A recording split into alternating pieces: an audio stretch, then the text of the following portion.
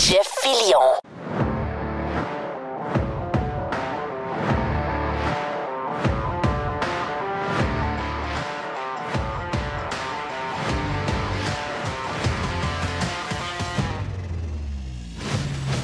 Ah ben tiens, la fin de semaine qui arrive, ça. Hein? On dit pas non. On dit pas non pantoute. C'est pas ça? Yes. Ah, allô à toutes les bitches. Allô à tous les partisans des Panthers. On est combien de monde à écouter le hockey au Québec? Encore, il y a une belle gang hier sur la terrasse ici à la maison. Es-tu bon le poulet Dixili? Wow. Ah non, t'es peu. Poulet Dixili parce que... Pas juste parce que ce sont nos commanditaires, c'est parce qu'on les adore. Le poulet était parfait. Parce que moi et Jeff, on a ça en commun, on est des amateurs de poulet frit. Yes. Puis moi, je pense que j'ai mangé 4 morceaux, mais pas les pilons, là. Non, les les gens dos, de haute cuisse ou des dos. Non, ça regarde, c'est cœur. Hein? Pizza Normandin fait la job aussi extraordinaire. Oui, la pizza. Bière était bonne, les drinks étaient bons. Regarde, c'est fun. Et écoute, la game a commencé comme d'habitude aux alentours de 8h15, 8h20. 3-0 Panthers maintenant. Combien d'équipes dans l'histoire? Je sais que j'ai ça quelque part. Je pense que c'est 4. 4 équipes ont réussi à revenir de 3-0. Est-ce que c'est pour la finale de la Coupe Stanley? Oui, hein? Donc, Stanley Cup Playoff. Non, c'est dans les playoffs. Donc, 211 fois, une équipe a été à 3-0. Donc, dans les séries, 211 fois, c'est arrivé. Et seulement 4 fois, les équipes sont revenues. Est-ce que les Panthers ont fait ça l'année passée contre 3-0? Contre Boston? Est-ce que c'était 3-0 ou 3-1? Je me sens, en tout cas, peut-être que c'était 3-0, là, mais ça n'arrive pas souvent. Ça n'arrive pas souvent. Donc, est-ce que ce sera la 5e fois? Ben, j'ai l'impression qu'il va falloir que la madame, avec les fake tits, nous montre les tits avec son chandail des Oilers. Parce que depuis qu'elle a fait son intervention sur le podcast de Barstool... C'est bien trop vrai. On dirait qu'elle a comme jinxé les... faut dire qu'il y avait déjà une défaite quand ils ont réussi à la retrouver. Donc, peut-être que c'est le geste ultime que ça prend. Bon, OK, qu'est-ce qu'on jase aujourd'hui? D'abord, juste vous dire que Jerry est stand-by pour une boîte spéciale du vendredi. C'est la boîte à PIDS le vendredi. Peut-être qu'on aura peut-être un genre de lab. On va avoir un mini-lab. Définitivement qu'on a un mini-lab. Mini-lab à venir. OK, parfait. Et Nicolas Gagnon de la Fédération canadienne des contribuables, Nick, vient nous jaser une fois par 2-3 semaines des différents points d'actualité. Je pense qu'on a fait le tour pas mal de tout ce qui a été dit sur le troisième lien, le tramway, etc., etc. Regarde, je pense que tout a été dit. On peut laisser... Il y a vraiment des gens enragés, par exemple. Il y a des gens qui sont vraiment fâchés. Là. Beaucoup de gens dans les médias de Montréal qui sont vraiment, vraiment, vraiment fâchés. Une des bonnes quotes des 24 dernières heures, c'est Chantal Hébert. Chantal Hébert, Chantal. Tu vas citer Chantal? Non, c'est vrai, c'est ton Paul. Hey, c'est la dernière de Paul aujourd'hui. C'est la dernière de C'était Paul. la dernière de Paul. Ouais, c'est la dernière de Paul. T'as-tu écouté ta dernière de Paul? Ouais, j'ai écouté des bouts, puis c'est ça. Ils ont fait ça en public, devant du monde. Puis qui c'est qui était l'animateur? Qui? Alain Crête! C'était Alain. C'est Alain Crête! Le chum à Gilles. Chum à Gilles. Gilles était de bonne humeur. Il a oublié son manteau, Gilles. Donc, on va... Arrête. Oui, mais... Ça me surprend, quelqu'un d'aussi calme. Oui, il n'est pas trop stressé, donc calme de même. Il doit penser à tous les enfants avant de partir. Bon matin, Québec. Bon matin, Québec. Mais c'est ta Chantal, qui est peut-être la Chantal... La Chantal à Jerry. Plus à Jerry. Oh. Chantal qui dit que le troisième lien pour la région de Québec, c'est devenu religieux. J'ai trouvé ça drôle. On n'a jamais entendu ça. Mais c'est surtout que la religion, il y en a pas mal. Là. Je peux vous en nommer beaucoup. Là. Dans son cas, elle, le Parti libéral de Trudeau, c'est pas mal religieux. Là. Oh oui, elle est une c'est pas mal un genre de God pour elle, Justin Trudeau. Puis je vous dirais que tout ce qu'il y a de... D'ailleurs, en passant, on vit vraiment au Québec dans un pays qui est... dans une province qui n'est pas dans le pays du Canada. On n'est vraiment pas... on est comme pas part of it. On est comme pas dans le party pantoute. Parce que la nouvelle depuis 48 heures ou à peu près sur l'histoire, je sais qu'on n'a pas de taxe carbone. Je sais qu'on a, nous autres, une bourse du carbone. Nous, on la paye. On la paye, on ne reçoit rien en retour. C'est des compagnies qui reçoivent l'argent. Nous, on la paye via, entre autres, je vous dirais, si vous avez un peu de gaz naturel à la maison, vous en payez. Si vous avez un peu de propane pour je ne sais pas trop quoi, votre poêle, vous en payez. Quand vous allez à à la pompe pour votre voiture, vous en payez à peu près quoi? 13 cents? On est autour de 13 cents le litre. C'est lié à la bourse du carbone. Donc, de dire, nous, on n'a pas de taxe du carbone du fédéral, nous, on n'a pas ça, on n'a pas ça. Ben, c'est plus ou moins vrai. Là. Nous, on a la nôtre. Celle du fédéral, on va le donner à Trudeau. Elle donne au moins à certaines familles un chèque en retour. Donc, une partie de ce qui paie leur revient. Nous autres, c'est zéro une barre. Mais je sais que ça ne fait pas partie de nos patentes, mais quand même, quand on voit que des gens de notre gouvernement, et en plus, c'est deux Québécois, là. Trudeau, c'est un gars de Montréal. Puis la personne concernée, qui est le ministre de l'Environnement, le gars avec la chienne orange, le gars bizarre qui est en l'environnement, qui est Guilbeault. Guilbeault, c'est un gars de Montréal aussi. C'est un élu de Montréal. Donc, on a des élus qui cachent et qui répondent des mensonges quand on leur pose des questions sur les effets nocifs de la taxe du carbone. On apprend dans les médias canadiens anglais depuis 24-48 heures, que cette taxe-là tue l'économie du Canada à la hauteur de 25 milliards par année. Donc, il y a 25 milliards. Vous savez que c'est une de nos grosses faiblesses. On a une économie canadienne, quand on se compare aux autres pays du G7, quand on se compare dans les dernières années, le Canada n'est plus de calibre. On ne participe plus comme les autres pays, à l'augmentation de l'économie en général. Donc, on n'est plus là. On n'est plus performant. On est sous-performant, surtout par rapport à nos voisins américains. On n'est plus de classe. Même à se demander pourquoi on est encore dans le G7, parce qu'à la vitesse qu'on va, c'est sûr qu'on est en train de s'appauvrir, contrairement aux autres pays membres du G7. Donc, pourquoi toutes ces... il y a plein de raisons pourquoi on s'appauvrit, mais entre autres, la fiscalité très agressive, les taxes, la réglementation, le fait que les investissements étrangers sont de plus en plus faibles, justement à cause de ces gouvernements-là, fait que l'économie ne roule pas rond au Canada. Et là, en plus, on a des gouvernements qui ajoutent des règles, ajoutent des taxes, ajoutent des patentes complètement folles pour essayer de régler le climat, ce qui est complètement crazy quand on y pense. Et quand ils font ces affaires-là, juste pour un genre de dogme religieux, comme dirait Chantal Hébert, juste pour essayer de prouver un point en sachant très bien qu'il y aura zéro impact. Mais ça fait très mal à l'économie canadienne. C'est 25 milliards par année qui sont soutirés de l'économie canadienne en raison de la taxe du carbone de Guilbeault et de Trudeau et du Parti libéral. Et quand ils ont été questionnés là-dessus, ils nous ont fait à croire que c'était pas le cas. Ils nous ont fait à croire que c'était l'inverse. Ils nous ont fait à croire que c'était bon pour l'économie des Canadiens, pour les citoyens canadiens, etc., etc. Il y a des tonnes de vidéos de ça. Donc, ces gens-là ont carrément menti. Il faut le dire, encore appuyés par le NPD et encore appuyés par le Bloc québécois. Et c'est pour ça que Justin Trudeau et sa gang d'imbéciles sont toujours au pouvoir. En parlant de règles, je veux juste vous faire entendre... on a des hommes d'affaires qui commencent à donner leur opinion publiquement grâce à TikTok et les Reels de Facebook. C'est pas tout le monde qui ose le faire. Je tiens à le redire parce que...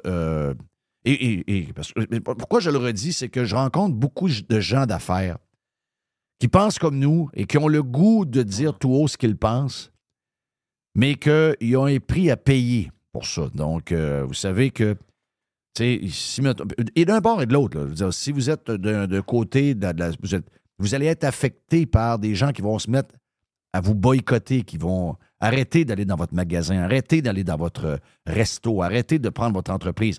Donc, c'est très dangereux pour la business. Donc, comment on fait pour distancer les individus propriétaires des business et la business? C'est très, très, très dur de le faire.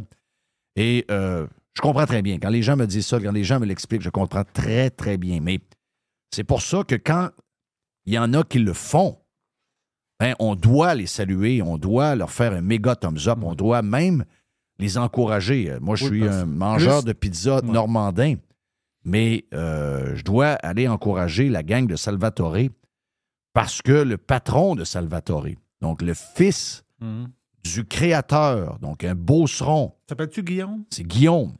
Donc, Guillaume, un beauceron qui n'a pas peur de donner ses opinions puis de dire tout ce qu'il vit comme entrepreneur. Il est écœuré de rien dire. Et je comprends je comprends qu'il y en a qui ne peuvent pas. Je comprends. Mais plus il va y en avoir, plus il va y en avoir, Pour tout, je pense. et plus on va améliorer le Québec. C'est plus on va améliorer le Québec. Puis lui, il va inciter d'autres à le faire aussi parce qu'il va dire, ben lui, il le fait, pourquoi je le ferais pas? Parce que moi, avec, il y a des affaires québécoises. Mm-hmm. Tu sais, on a, dans les Pirates, on a Vincent Breton des Viandes du Breton qui se bat publiquement pour un système qui est complètement injuste et qui nuit à son entreprise et puis qui nuit à un paquet de producteurs de porc au Québec, à un point où il est obligé de prendre des porcs, au lieu de les prendre ici, ce qu'il aimerait faire, il est obligé de travailler avec des producteurs de porc en Ontario parce que le système est différent. Donc, il essaie de changer le système, mais shaker le temple, c'est pas facile. Mais plus il y en aura, et plus on va changer les choses. Tous ceux qui font semblant que tout est correct. Là, on a vu l'impact de la fille, et je veux saluer Régent Tremblay qui est allé manger avec une gang de BPM Sport. Oui, il est allé. Il est allé manger au café, c'est quoi, c'est Ferreira, c'est ça? Ferreira, le café Ferreira, qui est très connu dans le coin de Montréal, sur Peel. Une institution depuis toujours, donc une famille portugaise qui a commencé avec rien ou à peu près, et qui a bâti un des restaurants les plus renommés de Montréal, où le Jet Set aime aller, puis monsieur tout le monde aime aller, les gens d'affaires et tout. Donc, Régent est allé faire un tour pour saluer la famille, saluer celle qui a fait une vidéo qui est devenue virale, et que, de ce que je peux voir avec les différentes versions du vidéo qui ont été faites sur les différentes plateformes, on parle à peu près de 2,5 millions de vidéos vues, OK? Donc, pour elle, ça a été un game changer pour son restaurant, mais c'est surtout peut-être quelque chose qui va mettre la ricaneuse communiste dehors. Donc, c'est pas anodin quand les gens d'affaires sortent et racontent comment c'est fucking crazy. Et cette semaine, je ne veux pas vous dire qui, parce qu'ils ont décidé de ne pas y aller publiquement.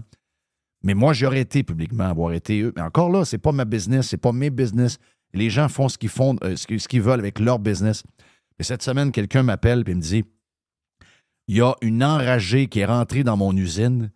Il manquait quelques plexiglas sur une chaîne de montage, alors que cette chaîne de montage est utilisée dans plein d'entreprises, plein de fabricants de produits alimentaires à travers le Québec, et que personne n'avait ce genre de plexiglas, de protection. Personne. Mais elle rentre dans les entreprises en ce moment et elle est ferme. OK? Oui. Et là, il m'appelle et il dit, je sais pas trop. Il dit, je suis en crise. Lui a perdu des centaines de milliers de dollars de production dans la dernière semaine pour se plier aux exigences de cette madame intransigeante du CNESST et qui a été arrogante en leur disant, si vous pensez que je ne vous fermerai pas, dites-vous bien, les boys, que j'ai déjà fermé des papetières.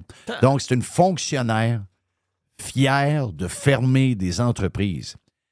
Et quand mon chum a appelé le fabricant pour lui dire qu'il y avait besoin d'une pièce spéciale pour son équipement pour pouvoir ouvrir dans la semaine, son fabricant était prêt à lui fournir rapidement, parce que ça aurait dû prendre 2 semaines. Mais il dit, on va réouvrir après 1 semaine. Donc, la production a été arrêtée pendant 1 semaine. En plus de ne pas produire, vous comprenez qu'une fois que le stock n'est pas produit, tu ne peux pas te reprendre après. Là.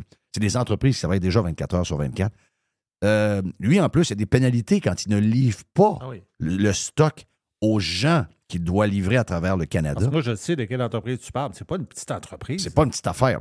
Et quand il a appelé le fabricant de l'entreprise, de la chaîne de montage en question, le gars, il a dit, oui, on est en train de travailler sur un produit parce que tu es la Xème personne qui nous appelle. Il y a, depuis 2 semaines, 3 semaines, une opération de fermeture d'entreprise au Québec par des astis de fonctionnaires enragés. OK? C'est complètement dégueulasse ce qui se passe ici. Complètement dégueulasse. Avoir été eux, j'aurais été public avec ça. Ils ont décidé de ne pas le faire. C'est correct. Moi, je comprends très bien qu'il peut y avoir un backlash. Ça peut virer du bon bord, mais vous faites affaire avec ces gens-là. Ils peuvent se retourner de bord et ils ont le pouvoir entre les mains. Ils peuvent trouver autre chose pour vous fermer. Ce sont des enfants de chiennes. Donc, des enfants de chiennes, tu fais attention avec ça parce qu'ils ont un pouvoir, sont juges et jurys et ils peuvent fermer ton entreprise, même si tu es 100% legit, ils vont trouver quelque chose. Donc, je comprends très bien. Donc, ce que je veux vous dire, c'est que Guillaume de chez Salvatore fait une job extraordinaire. Ils m'ont écrit il y a quelques semaines après que j'ai parlé de lui. Il m'a dit, Jeff, je peux t'assurer d'une chose, je n'arrêterai pas. Donc, je tiens à le saluer.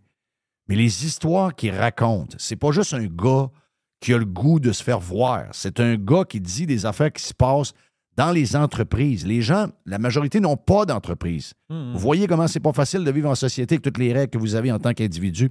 Mais dites-vous qu'au Québec, on a l'impression que le gouvernement et les hosties de fonctionnaires veulent absolument qu'il n'y ait plus rien qui marche au Québec. Je ne sais pas pour quelle raison. Je ne sais pas qu'ils ne comprennent pas là-dedans. Mais on dirait qu'ils sont en guerre contre le milieu de la business, sont en guerre contre les entreprises. Et voici ce que Guillaume de chez Salvatore racontait hier sur TikTok. L'Office québécois de la langue française vient de sauver la planète Terre. J'aimerais ça dire un énorme merci à l'OQLF de nous ramener à l'ordre. Des entreprises comme nous qui sortent des sentiers battus, il faut que ça se fasse ramener à l'ordre, il faut que ça rentre dans le rang. Ils nous demandent de fermer notre compte Twitter de 200 abonnés en Ontario qu'on utilise pour essayer de mousser les ventes de nos restaurants qui sont en Ontario. Là, l'Office de la langue française, elle a dit « No way, vous fermez votre compte Twitter en anglais. C'est en français, vous êtes en entreprise québécoise. » Fait qu'ils veulent pas qu'on ait un compte Twitter qui poste en anglais. Fait que j'aimerais ça leur dire un énorme merci. Comme ça, Pizza Hut, qui ont des sièges sociaux aux États-Unis, ils vont pouvoir prendre des parts de marché, puis l'impôt va pouvoir se ramasser aux États-Unis versus au Canada. Merci, l'Office québécois de la langue française. Sans vous, ça marcherait pas. Ciboire. Ça se peut quasiment pas. Si c'était pas lui qui le disait, je le croirais pas, là. Je vais t'avouer que pendant quelques secondes, j'ai pensé qu'il faisait une joke. Ben oui. Je pensais pas que c'était une histoire vraie. C'est une histoire vraie de faire fermer la version anglaise de leur compte X/Twitter. Faut-tu être complètement sauté sur le crank? C'est malade. Fucking crazy. Place de fou. De fou. On vit pas d'un dôme pour vrai. C'est une joke, là. Il n'y a pas de dôme pour vrai, là. Oui, exact. Oui. Et ils ont des restaurants en Ontario. Ils sont en train de s'en aller vers l'Ontario parce qu'à un moment donné, ils vont avoir fini de développer le Québec. Ils ouvrent quasiment un restaurant par semaine, ce gang-là, je pense. Là, ils vont aller vers l'Ontario. T'sais, au lieu de les aider, qu'est-ce qu'on peut faire pour vous aider pour gagner l'Ontario? Qu'est-ce qu'on peut faire? Parce qu'on comprend que si eux autres ils ont des franchises en Ontario, le franchisé va payer des redevances aux franchiseurs et le franchiseur fait un meilleur chiffre d'affaires. Peut-être que je ne sais pas comment il fonctionne, mais peut-être que le franchiseur est celui qui fournit le stock, donc pepperoni, fromage, les pâtes, etc.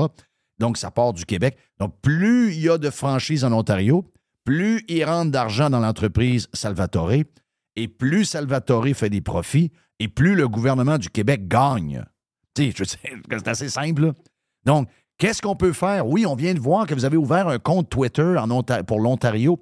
Qu'est-ce qu'on peut faire pour que vous passiez de je ne sais pas combien de magasins il y a de comptoirs, ils en ont-tu 10, ils en ont-tu 15? Mais comment on fait pour que vous en ayez 200 en Ontario? Ce serait ça la vraie patente. C'est elle la vraie histoire. Non. Comment on peut nuire à Salvatore contre Pizza Hut et les autres chaînes américaines, les pizza de ce monde? Comment on peut leur fermer votre compte Twitter? Vous ne pouvez pas avoir un compte Twitter en anglais. Vous êtes une entreprise québécoise. Mais as-tu vu comment c'est tordu? Parce que s'il y a une entreprise d'ailleurs qui vient ici puis ils veulent parler au Québec sur Twitter, il va falloir qu'ils le fassent en français. Ben oui, c'est sûr. Tu sais comment c'est tordu? C'est complètement tordu. Imaginez-vous s'il y a un gouvernement ailleurs qui leur disait, à partir de maintenant, pour protéger les anglophones de l'invasion latino, on exige que vos comptes en espagnol soient fermés. Puis si vous allez au Québec, pas question d'ouvrir un compte en français. On veut protéger l'anglais qui est menacé par l'espagnol en ce moment en Amérique du Nord. 40% des Américains maintenant sont d'origine latino. Donc, ça se peut, à un moment donné, que ça vienne. Et mettons que l'entreprise ne peut pas s'afficher en français au Québec. On dirait quoi? On serait les premiers à dire, mais ça n'a pas de bon sens, ça n'a pas de sens. C'est ce qu'on fait à nos entreprises. C'est complètement dégueulasse. Hey, avant d'aller à la boîte à PIDS, faire un lien avec ça, avec Guillaume, avant d'aller à la boîte à PIDS, je veux juste vous faire entendre un 50 secondes de Tom Brady. Je suis pas un fan des Patriots, je ne suis pas même un fan de Tom Brady. Je suis capable de reconnaître que c'est le GOAT. C'est un gars qui a quoi? 6 bagues, je pense, du Super Bowl. Un gars incroyable. Regarde, j'ai bien aimé le roast qu'il y a eu il y a quelques semaines sur Netflix. J'ai aimé également la série Dynasty sur, je pense que c'était Apple TV. Très, très bon. C'est un genre de roast, mais du coach. Mais on a beaucoup de bouts de Tom Brady et de d'autres également là-dedans. Regarde, c'est de GOAT. C'est de GOAT. Mais on oublie que ce ne sont pas nécessairement des joueurs qui arrivent nés avec un talent immense. Puis on l'a vu là, dans comment il a monté. Il y a eu de la misère à être le corps numéro 1 à Michigan. Il y avait une rotation entre les deux corps. Donc, repêché, je pense, dans les derniers, il n'y a pas de gens qui s'attendaient même à ce qu'il fasse la NFL. Peut-être un genre de carrière, backup, quelque chose, pas plus. Mais le gars était déterminé. Et c'est plus que son talent qui lui a permis de devenir le plus grand quart de l'histoire de la NFL. Je l'avais sorti dans le lame. Tu l'avais sorti dans le lame? Oui, mais si tu veux l'écouter comme il faut, parce que, en fait, ce que j'avais sorti, je sais que son speech a duré peut-être quelques minutes, mais moi, j'ai sorti vraiment un 1 minute 30, vraiment hot. Là. Oui. Je pense que ça vaut la peine de... Je vais me essayer de me rendre où ce que tu l'as mis, mais ce que je retiens de tout ça, et ce qu'il va dire, d'abord, premièrement, pour les gens qui sont plus ou moins à l'aise avec l'anglais, c'est assez simple à comprendre. Mais ça s'applique pour tout individu. Ça s'applique pour toute la société également dans son ensemble. N'importe quel domaine. N'importe quel domaine. Ça, c'est magique. Et je pense qu'avec le genre de grosses pantoufles qu'on a, puis le gros pyjama qu'on a, société qui est un peu perdue maintenant, un peu trop bien, un peu trop à l'aise, eh bien, on oublie que si on s'est rendu là, c'est à cause d'une tonne de sacrifices que va nous parler Tom Brady. Mais le plus important, c'est que si on veut garder ce genre de vie où les gens sont tellement confortables qu'on est à se demander s'il existe autre chose que des hommes et des femmes, si on veut garder ce genre de qualité de vie que nous avons, il faut continuer à être de même. On ne peut pas s'asseoir sur nos deux mains parce qu'on va perdre ce qu'on a. Il y a plein de pays qui nous le rappellent. Il y a plein de pays riches qui sont devenus hyper socialistes, hyper confortables, qui ont défocusé. Dans l'histoire, on peut vous parler des Grecs, on peut vous parler des Romains, on peut vous parler de certains pays de l'Amérique du Sud. Il y en a qui se sont assis sur leurs mains.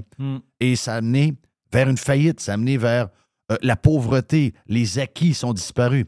Donc, voici Tom Brady sur lui et sur les athlètes, mais sur nous et sur la société, sur n'importe qui. Ça s'applique à tout le monde. I would encourage everyone to play football for the simple reason that it is hard. It's hard when you're young to wake up in the off season at 6 a.m. to go train and work out, knowing that all your friends are sleeping in and eating pancakes. It's hard when you're on your way to practice, weighed down with all your gear, and it's 90 degrees out and all the other kids are at the pool or at the beach, and your body is already completely exhausted from workouts in 2 days. It's hard to throw, catch, block, and tackle, and hit kids when they're way bigger and way more developed than you, only to go home that night bruised and battered and strained, but knowing you have to show up again the next day for just the chance to try again. But understand this, life is hard. Voilà. Life is hard. Désolé pour la musique, c'est pas nous autres qui est derrière ça.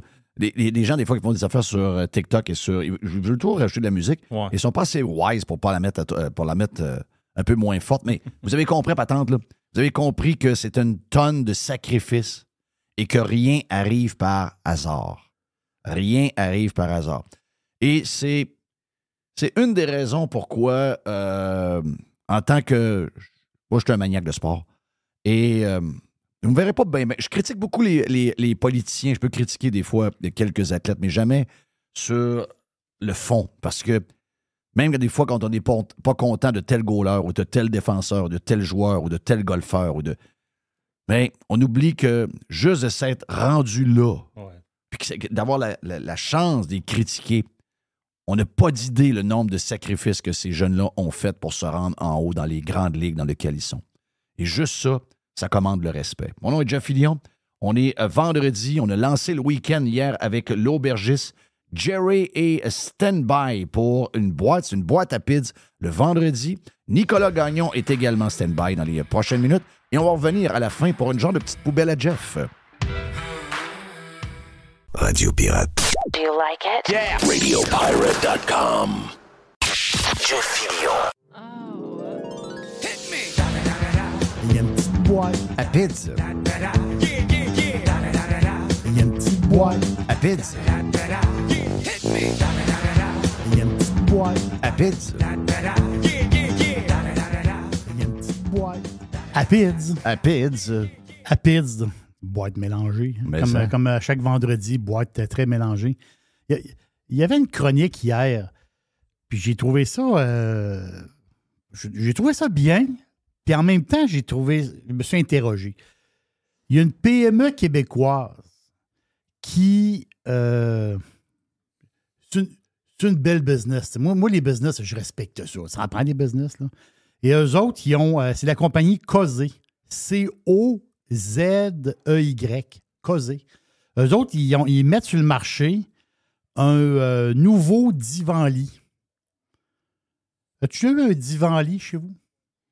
Ouais, j'en ai un en Floride En Floride? et j'en ai... Je sais Ça, pas ça a si... changé, le divan-lit, pareil. C'est hein? très confortable. C'est ça. Avant ça, c'était... Si tu prenais le divan-lit, quand tu t'assoyais dessus, c'était pas confortable. Et le lit n'était pas confortable. c'est ça. Tu avais comme 2 barres de métal là, qui te passaient dans le dos. Tu sais, c'était pas parfait. Puis, mais ça faisait la job, là. Mais c'était vraiment pas parfait. Mais ça a changé beaucoup. Et eux autres, cette PME... Tu sais, les PME fameux... tu sais, les matelas d'un boîte, là.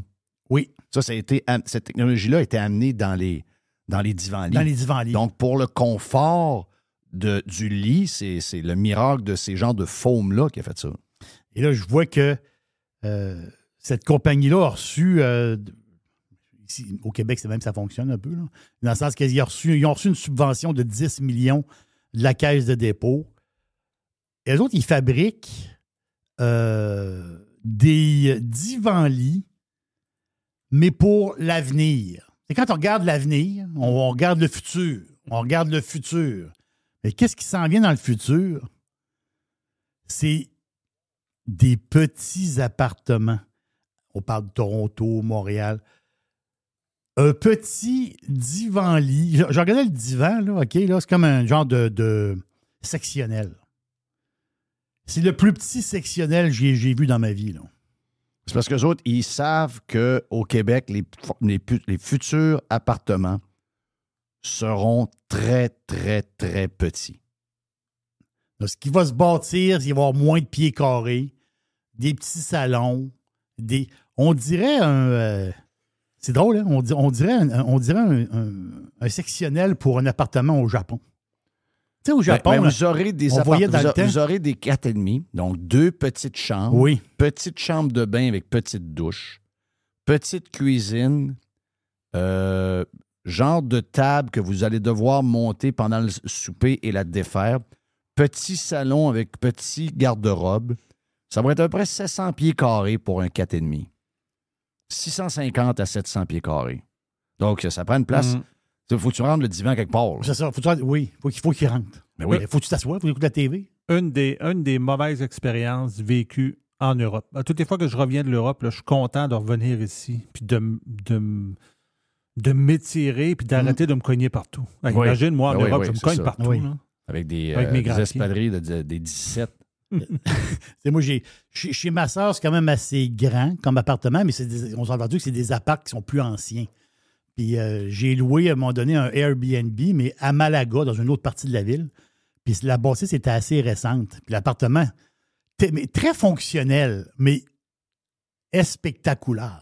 Non, tu veux manger, mais la table à manger, la moitié se plie qui se colle sur le bord du mur. Fait que quand tu veux manger, mettons, à 4, ben, tu t'as déplié, tu la mets au centre. Tu sais, Quand tout, t'as fini, C'est faut ça, que tu le exact. replies, là. C'est ça. tout est fait. Ben, ce que tu dis là, c'est ce que je viens de dire, c'est ce qui va arriver au Québec. Là. Oui. Tout est arrangé. Tu sais, il y a des tiroirs, des petites armoires un peu partout, des petites cachettes. Tout l'espace a été pensé pour vivre dans très, très, très petit. Donc, je regardais les fauteuils, les divans-lits de cette compagnie-là, puis je me disais, wow! C'est ça, c'est l'avenir. Mais c'est un message d'avenir qu'il nous a envoyé, là. Donc, c'est la compagnie, très, très beau produit, mais tu vois que c'est petit. En termes de hockey, c'est petite. C'est très, très petite. Je pige dans la boîte, Jeff, je me promène. La NBA, un petit mot sur la NBA. On parle beaucoup de notre hockey, mais la NBA, il y a vraiment un combat de titans présentement dans la NBA. Deux grosses équipes. Là, c'est 3-0 Boston dans la série. Et le quatrième match, c'est Boston va gagner. Là, c'est pas mal sûr. Puis je me suis dit que c'est Boston contre les Mavericks de Dallas. Puis je me suis dit, c'est arrivé souvent dans la NBA qu'une équipe 0-3 remonte la pente. Mais c'est arrivé jamais. C'est jamais arrivé. Dans la Ligue nationale, c'est déjà arrivé. Je vois de mémoire, là. 5-6 fois, je pense, dans la Ligue nationale. Mais dans la NBA, c'est jamais arrivé. C'est déjà arrivé 0-3 qui sont remontés 3-3, mais l'ultime match a été perdu. Mais gagner une série à 0-3, c'est jamais arrivé. Donc, peut-être que Dallas va réussir ça. Ça me surprendrait, mais quand même. Mais l'affaire, c'est que c'est l'à côté de ça qui est capoté. Puis j'ai vu ça passer. Dans un tweet, j'ai vu passer ça. Les deux propriétaires, le propriétaire du Celtics de Boston, je pense que c'est M. Gronsbeck, puis de l'autre côté, on le connaît, c'est Mark Cuban, donc un des propriétaires des Mavericks. Je pense qu'il y en a un autre propriétaire aussi. Mais la face, c'est que les deux équipes valent à peu près, là, on s'entend-tu, des fois ça change une petite affaire, là, mais ils valent à peu près la même valeur. Ils valent 4,7 milliards. C'est ça que ça vaut, l'équipe de basket, là. C'est de l'argent à tabarouette. Mais ce qui est le fun, c'est que les deux équipes valent le même prix. Mais ce qui est capoté, c'est que ces deux équipes-là, par leur propriétaire, ont été achetées presque en même temps. Mais Celtic, ça existe depuis longtemps. Sauf que ce propriétaire-là, lui, il a acheté au tournant des années 2000, en même temps que Mark Cuban quand il a acheté les Mavericks de Dallas. Donc, les Celtics ont été payés 360 millions. Puis le Maverick a été payé 280 millions. Ils ont été achetés quasiment en même temps, là. Donc, aujourd'hui, ils valent la même valeur, ou à peu près, là. Donc, j'ai trouvé ça le fun comme statistique. Donc, le deal, on s'entend-tu que le Maverick ont fait une belle ride, là. 280 millions à 4,7 milliards en 24 ans. L'autre, 360 millions à 4,7 milliards en 24 ans. Donc, c'est beaucoup de sous. Et j'ai trouvé ça le fun. Du très bon basket. Vraiment, là. Mais Boston est beaucoup plus fort. Hey, je voyais... On fait un petit peu de boursicotage. On a fait un petit peu de boursicotage mercredi. Et en ce moment, il y a pas beaucoup d'intérêt pour les actions de Boeing.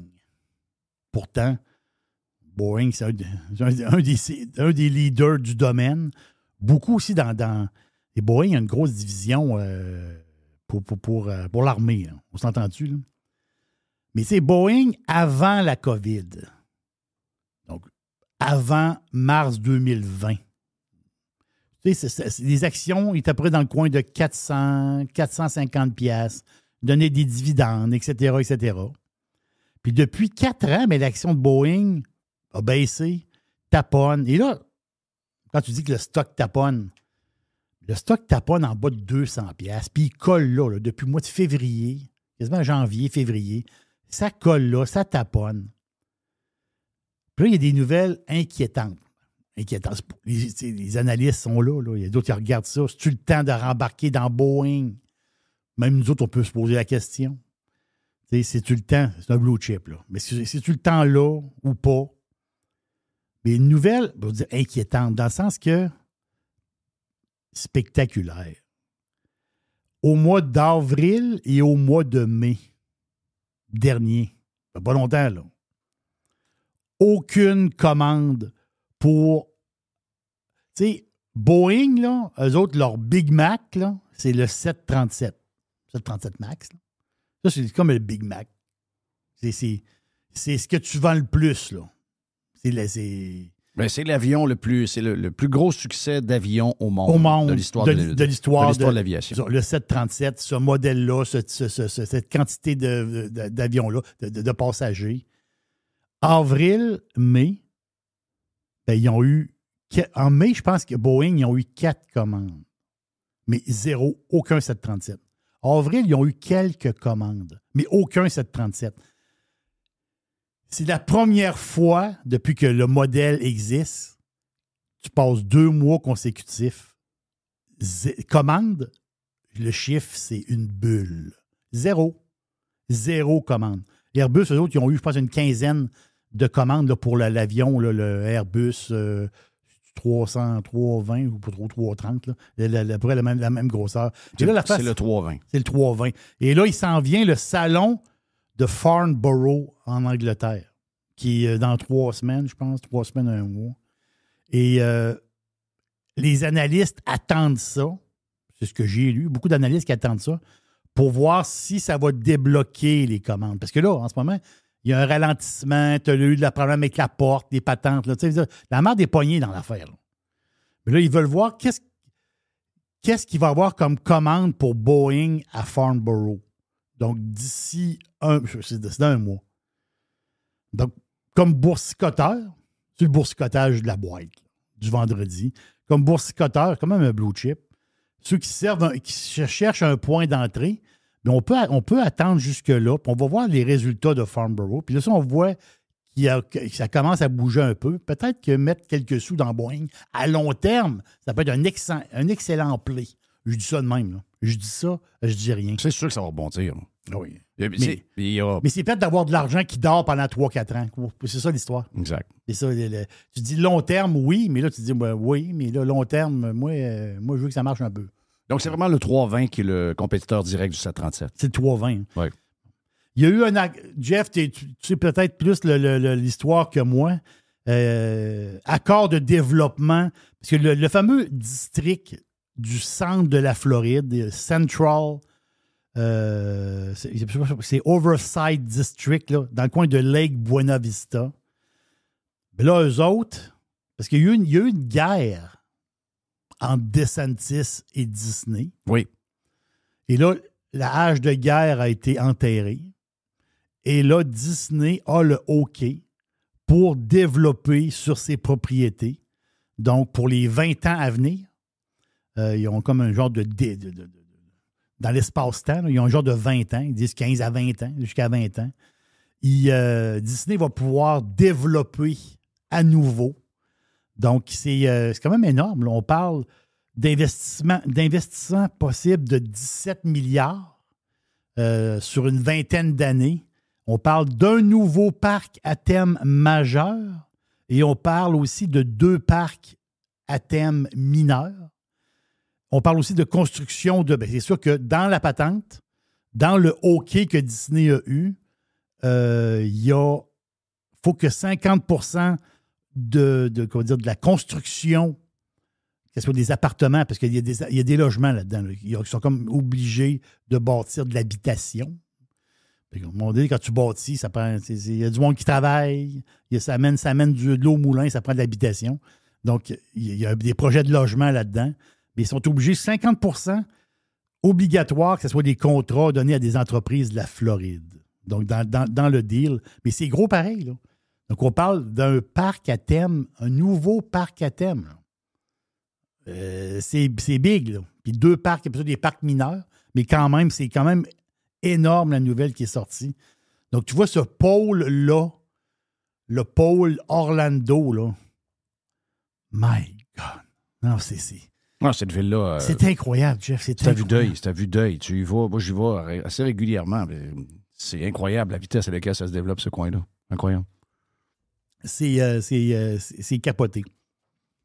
Donc, mon histoire de la Floride qui continue. Puis là, Jeff, j'ai pensé à toi. J'ai pensé à toi parce que je sais que toi, tu es un fan un fan, puis tu nous l'as bien vendu, tu nous l'as bien expliqué, puis c'est quand même assez... c'est une continuité, puis tu te dis, tabarouette, c'est donc bien hot. En 2025, la date est... Ils disent premier quart de 2025, donc à l'hiver 2025, il va y avoir un nouveau Buc-ee's qui va ouvrir à Ocala, en Floride. Et ce Interstate 75? Oui. Donc, Ocala, nouveau Buc-ee's. Ce Buc-ee's-là, ça va être le plus gros Buc-ee's de toute la gamme des Buc-ee's. On parle de 80 000 pieds carrés. Wow. Mais ça, c'est en 2025. Cette semaine, il a ouvert le plus gros Buc-ee's. Non, parce que lui, d'Ocala, il va battre lui qui a ouvert cette semaine. OK. Il est à Lunding, Texas. Donc, autrement dit, c'est Luling ou Lunding. C'est entre Austin et San Antonio. Donc, sur l'autoroute qu'il y a entre Austin et San Antonio, il est là. Buc-ee's et du Texas. C'est originaire du Texas. La compagnie est du Texas. Donc, ce qui a ouvert lundi, OK, c'est 75 000 pieds carrés. C'est pour ça que lui, d'Ocala, il va être à 80 000. Mais lui, il va ouvrir en 2025. Mais lundi, Abbott, comment dire, Greg Abbott, le gouverneur. Le gouverneur, il est allé couper le ruban, là. C'est tout un événement, là. On parle de 250 jobs permanentes à 18 piastres de l'heure. Le boss de la place fait 225 000 par année, puis le boss du Lavoto fait 175 000. Non, c'est une place de malade, là. Parce que c'est ce qui est capoté. Mais c'est pas la fin du pétrole. C'est la fin du pétrole. C'est entre 100 et 120 tanks de gaz, là. Oui. À la même place. Eux autres ils viennent d'ouvrir. Lui qui vient de rouvrir à Lunding, Texas. OK, nous autres, là, on écoute RDI. On écoute RDI, puis LCN, où on lit les médias, où on regarde ce qui se passe sur X avec les médias québécois. Puis il va falloir enlever nos chars. Il faut arrêter de manger de la viande. Il faut arrêter d'avoir des vaches qui font des pets puis des rottes. Il faut avoir des trains. Il ne faut plus avoir de nouveaux ponts. Il ne faut plus avoir de nouvelles... Mais eux autres, ils bâtissent des stations-service avec 100, 110, 120 tanks de gaz. Avec un genre de restaurant de 75 000 et 80 000 pieds carrés. Puis, ils ne seront pas fermés dans 3 ans, 4 ans avec les changements climatiques. Vous voyez bien qu'on est on the wrong side of the story. On est complètement de l'autre bord. Il nous manque un bardeau. Ben oui, il nous manque un bardeau. Il nous manque des boats, là. C'est ça, il nous manque un bardeau. Il nous manque des bardeaux. Il nous manque des bardeaux dans le coco, c'est clair. Là, tu te dis, OK, lui qui vient de rouvrir au Texas, c'est le plus gros de toutes les Buc-ee's. Le plus gros va ouvrir en Floride. Mais c'est pas fini. C'est pas fini. Il va en avoir un nouveau en 2025. Après Ocala, il va avoir à Smith Grove, Kentucky. C'est entre Louisville et Nashville, Tennessee. Louisville, Kentucky, tu t'en vas vers le sud, vers Nashville, où il y a une autoroute qui est là. C'est Smith Grove. Lui va rouvrir aussi en 2025. À peu près dans le même temps que lui d'Ocala. Ah, c'est pas fini. Amarillo, Texas, en 2025, un nouveau Buc-ee's qui est là. Après ça, ben non, c'est la fin du pétrole. Ils vont en ouvrir un autre à Brunswick, Georgie. Oui. Ça, c'est... Donc, entre celui de... Parce qu'on a quand on fait la 95 Moto Québec, moi, je mange à celui de Augustine, à côté du Temple de la renommée du golf. Oui. Donc, il y a celui de Augustine, près de Jacksonville. Donc, en fait, c'est Pontevedra Beach, je pense, ou Augustine, un des deux, là. Et ensuite, je remange plus loin à Florence, à la fin de la Caroline du Sud. Donc, à la fin de la Caroline du Sud, presque rendu en Caroline du Nord, à Florence. Mais là, je vais pouvoir m'arrêter entre les deux, à Brunswick, 1h15 plus loin que l'autre. Oui, c'est dans le coin. C'est un petit peu au nord de Myrtle Beach. C'est entre Myrtle Beach et Wilmington. OK, mais tu parles de Brunswick, Georgia? Georgia. OK, mais c'est vraiment sur la 95. Là. Vous l'avez sur... Il va-tu sur le bord de la 95? Je sais pas. Je pense que oui. Parce que Brunswick, c'est vraiment... Brunswick, c'est à peu près à... C'est Myrtle Beach. Wilmington, Wilmington, c'est en Caroline. Puis l'autre, c'est Myrtle Beach, c'est en Caroline du... Un peu. Brunswick, c'est le comté de Brunswick. OK, le comté de Brunswick. Oui, c'est Brunswick County. OK, Excuse-moi, OK. excuse-moi. C'est Brunswick parfait. County. Donc, c'est proche, c'est Myrtle Beach, Wilmington, entre les deux. OK. C'est là qu'il est là. Ben, c'est pas fini. Il va y en avoir un autre à Rockingham, Virginie, Wow. à l'ouest de Richmond. OK. Il va en avoir un autre là. Wow. Attends un peu. Pas fini. Il va en avoir un autre à Beauharn, Texas. Ben voyons donc, ils sont tombés en feu, eux autres. Non. Parce que c'est des grosses affaires. Les gens ne comprennent pas, qui sont jamais allés dans un Buc-ee's. Vous comprenez pas l'histoire, là. Même si on vous en parlait, les pirates à qui on en a parlé, puis qui finalement sont allés après qu'on en ait parlé, ils ont compris à patente. C'est quoi cette crise d'affaires de fou-là? Il y a de la bouffe est bonne, les desserts sont bons, tout est bon, c'est gros. Tu finis de pisser à la toilette, puis il y a un gars qui lave la toilette. Non, c'est crazy, là. Ils ont gagné un prix des plus belles toilettes aux États-Unis. Ben oui, c'est clair. Écoute, c'est clean. C'est incroyable, là. C'est incroyable. Il y a-tu le mien dans la gang? Parce que le mien s'en vient aussi. Fort Pierce FL. Non, je l'ai pas, le tien. Ah yes, ça s'en vient aussi. Mais attends une minute, là. C'est pas la fin du pétrole. C'est toutes des affaires. C'est lui qui rouvre est quasiment plus gros que l'autre qui rouvre. Yes. Là, l'autre qui rouvre, là, tu as 120 pompes à gaz. Oui. Des affaires de 75 000 pieds carrés. L'autre, à Ocala, 80 000 pieds carrés. C'est phénoménal ce qui se passe là. Sandwich déjeuner extraordinaire. Burritos déjeuner extraordinaire. Sandwich de midi ou de soir avec porc effiloché ou encore brisquette de bœuf incroyable. Juste assez de sauce, pas too much pour que ça devienne un peu tannant à la fin. Juste assez bien.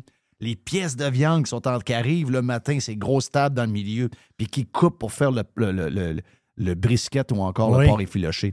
C'est de toute beauté. Les desserts, le jerky. Non, c'est crazy. Pensez qu'un jour, ils vont monter place. jusqu'en Pennsylvanie, puis dans l'État de New York, puis tout ça? Ou, moi, je pense qu'ils n'iront s'arrêter? jamais dans les places démocrates. Non, mais tu ris. Mais c'est une histoire de républicains. Les démocrates ne vont pas chez Buc-ee's. Ce sont les conservateurs qui vont chez Buc-ee's. Les démocrates sont toujours en train de dire dans un genre de lettre d'opinion, « Ah, pourquoi a-t-on besoin de ça, ce genre de méga grande patente de consommation de pétrole et de... » Non, ils vont dans les places républicaines. Yes. Statement. Non, jamais la gang de gauchistes aura ça. Hey, t'imagines-tu un Buc-ee's? T'imagines-tu, j'ouvre une franchise de Buc-ee's à Québec. OK. Oui, c'est l'autoroute. Ouais. 120 pompes de gaz, 80 000 pieds carrés de chaises à pique-nique, de barbecue, de tout ce que tu veux. Puis dans le milieu de ça, plein de messieurs et de bonnes femmes qui font de la bouffe à pu finir avec de la viande. Des porcs, des cochons, des... Aïe. Imaginez-vous un Buc-ee's à Québec. Imaginez-vous José Legault à TV. Oui. Imaginez Jacques Létourneau de la CSN à RDI. Imaginez-vous Gérald Filion avec Patrice Roy. Ah, ce serait drôle. Ou encore la gang de cinglés à LCN. Il rouvre un Buc-ee's à l'entrée de Montréal, entre Montréal puis... à Drummond. On enlève la traque de chemin de fer, ça a 20 à Drummond, puis on met un Buc-ee's. Le train passe à travers sur le train Québec-Montréal, il fait un stop au Buc-ee's. Oui, exact. Hey, une petite dernière pour la route, vite, par exemple. Une petite dernière, vite. La ville de Cannes, dans le sud de la France, Festival de Cannes, le cinéma, pas tant de choses, mais c'est pas juste un... Là non plus, de ne pas avoir d'histoire green comme ici. Non. Les autres, il y a des beaux bateaux. Oui, si, boire. Non, il y a des beaux bateaux. Puis des fois, sont... Nous autres, on est caves. Non, nous autres, on est vraiment caves. Ils font des tours de bateau. Tout le monde s'amuse partout sur la boule, puis nous autres, on joue au Sainte-Nitouche. C'est-tu l'Église qui a fait ça de nous? C'est-tu des relents du curé, ça? Ce que nous vivons avec la gang de journaleux, puis de politicos, puis de la gang des affaires, sais-tu les curés de l'époque qui se sont transformés en nouveaux curés, puis qu'on n'a pas le droit d'avoir du plaisir? Je veux juste vous dire une affaire. J'ai un conseil pour vous autres. Pour l'Église et les curés, ça a mal fini. Là. Ça a fini à coup de pied dans le cul. Là. Oui, puis ça finit qu'il n'y a plus même de monde dans la place. Là. Ça a fini à grands coups de pied dans le cul. Les médias sont en train de le vivre, là, mais tous les autres vont le vivre. Donc, tu disais pour Cannes. Cannes, ville, on va dire, c'est une ville assez riche quand même de francs. Par capita, là, c'est une des places qui a beaucoup d'argent. Tu sais, l'agglomération Cannes, Antibes, Nice, c'est 1 200 000 personnes, grosso modo. L'agglomération de ces trois places-là, c'est à Côte d'Azur, là. Puis c'est une des places que le monde est plus à l'aise. Là. C'est le monde bien plein. Et là, la fin, il s'est posé quelque chose mardi. Il y a une cliente, il y a une madame, elle est d'origine saoudienne. Elle a l'habillement, je peux dire, de l'Arabie saoudite. Madame assez chic, là, tu sais. Et là, elle sort de son hôtel, était l'hôtel Palace Carlton à Cannes. Donc, elle sort de l'hôtel, puis elle s'était commandé un genre de taxi pour aller rejoindre des amis dans un autre hôtel. Donc, dehors, tu as la madame qui est là et tu as le concierge, tu sais, le gars qui accueille le monde. Là. Il y avait un concierge qui était là, telle affaire. Fait que, elle est là devant la porte d'hôtel, puis elle attend son taxi. Et à un moment donné, il arrive à toute vitesse un genre de scooter, un genre de Vespa, là. La petite moto arrive, boum, se parque en face de la madame. 2 gars sur la moto. Ben, un, il pogne le bras de la madame, l'autre, il enlève sa montre. Les 2 gars décollent. Ils n'ont jamais retrouvé les gars. Là, tu vas dire, oh, elle s'est fait piquer sa montre. Non, attends une minute. La madame, elle avait une montre Richard Mille. Elle s'est pas fait voler sa Timex, là. Combien, ça? 200 000? Elle s'est fait voler sa montre 370 000 US. Wow! Richard. Mais il y a du monde. Là, elle a fait une plainte à la police, puis là, ils ont essayé de retrouver les gars. Ils n'ont pas retrouvé les gars. Là, ils ont dit, ouais, mais là, c'est une montre avec un numéro de série. Ils vont dire, non, ils vont l'effacer, ils vont en vendre. La montre, ils ne la retrouveront pas. Là. Non, c'est sûr. Mais par la suite, il y a du monde qui se pose une question. C'est quoi le timing? Comment ça que les gars arrivent là, puis la madame est là en même temps? Il y en a qui soupçonnent. Il y en a qui soupçonnent peut-être le concierge. OK. Pour dire... C'est arrangé avec le concierge. Oui, parce que les gars, ils prennent pas de chance de voler une montre à 100$. Là. Pas ce qu'on prend la patente. Là. Ils savent. Ils savent que la madame porte parce une montre. Parce qu'on la voyait pas, la montre. Non, parce qu'il y a beaucoup de draps par-dessus. C'est ça, elle avait des draps. Elle a beaucoup de draps par-dessus. Mais la dame, quand tu portes une montre à 370 000 US, c'est pas un hasard que les gars arrivent en mobilette pour te l'enlever. C'est clair. Voilà pour la boîte à pizza ce vendredi. Pizza. Il y a une petite boîte. Pizza. Il y a une petite boîte. Pizza. Ding, ding. Il y a une petite boîte. Pizza.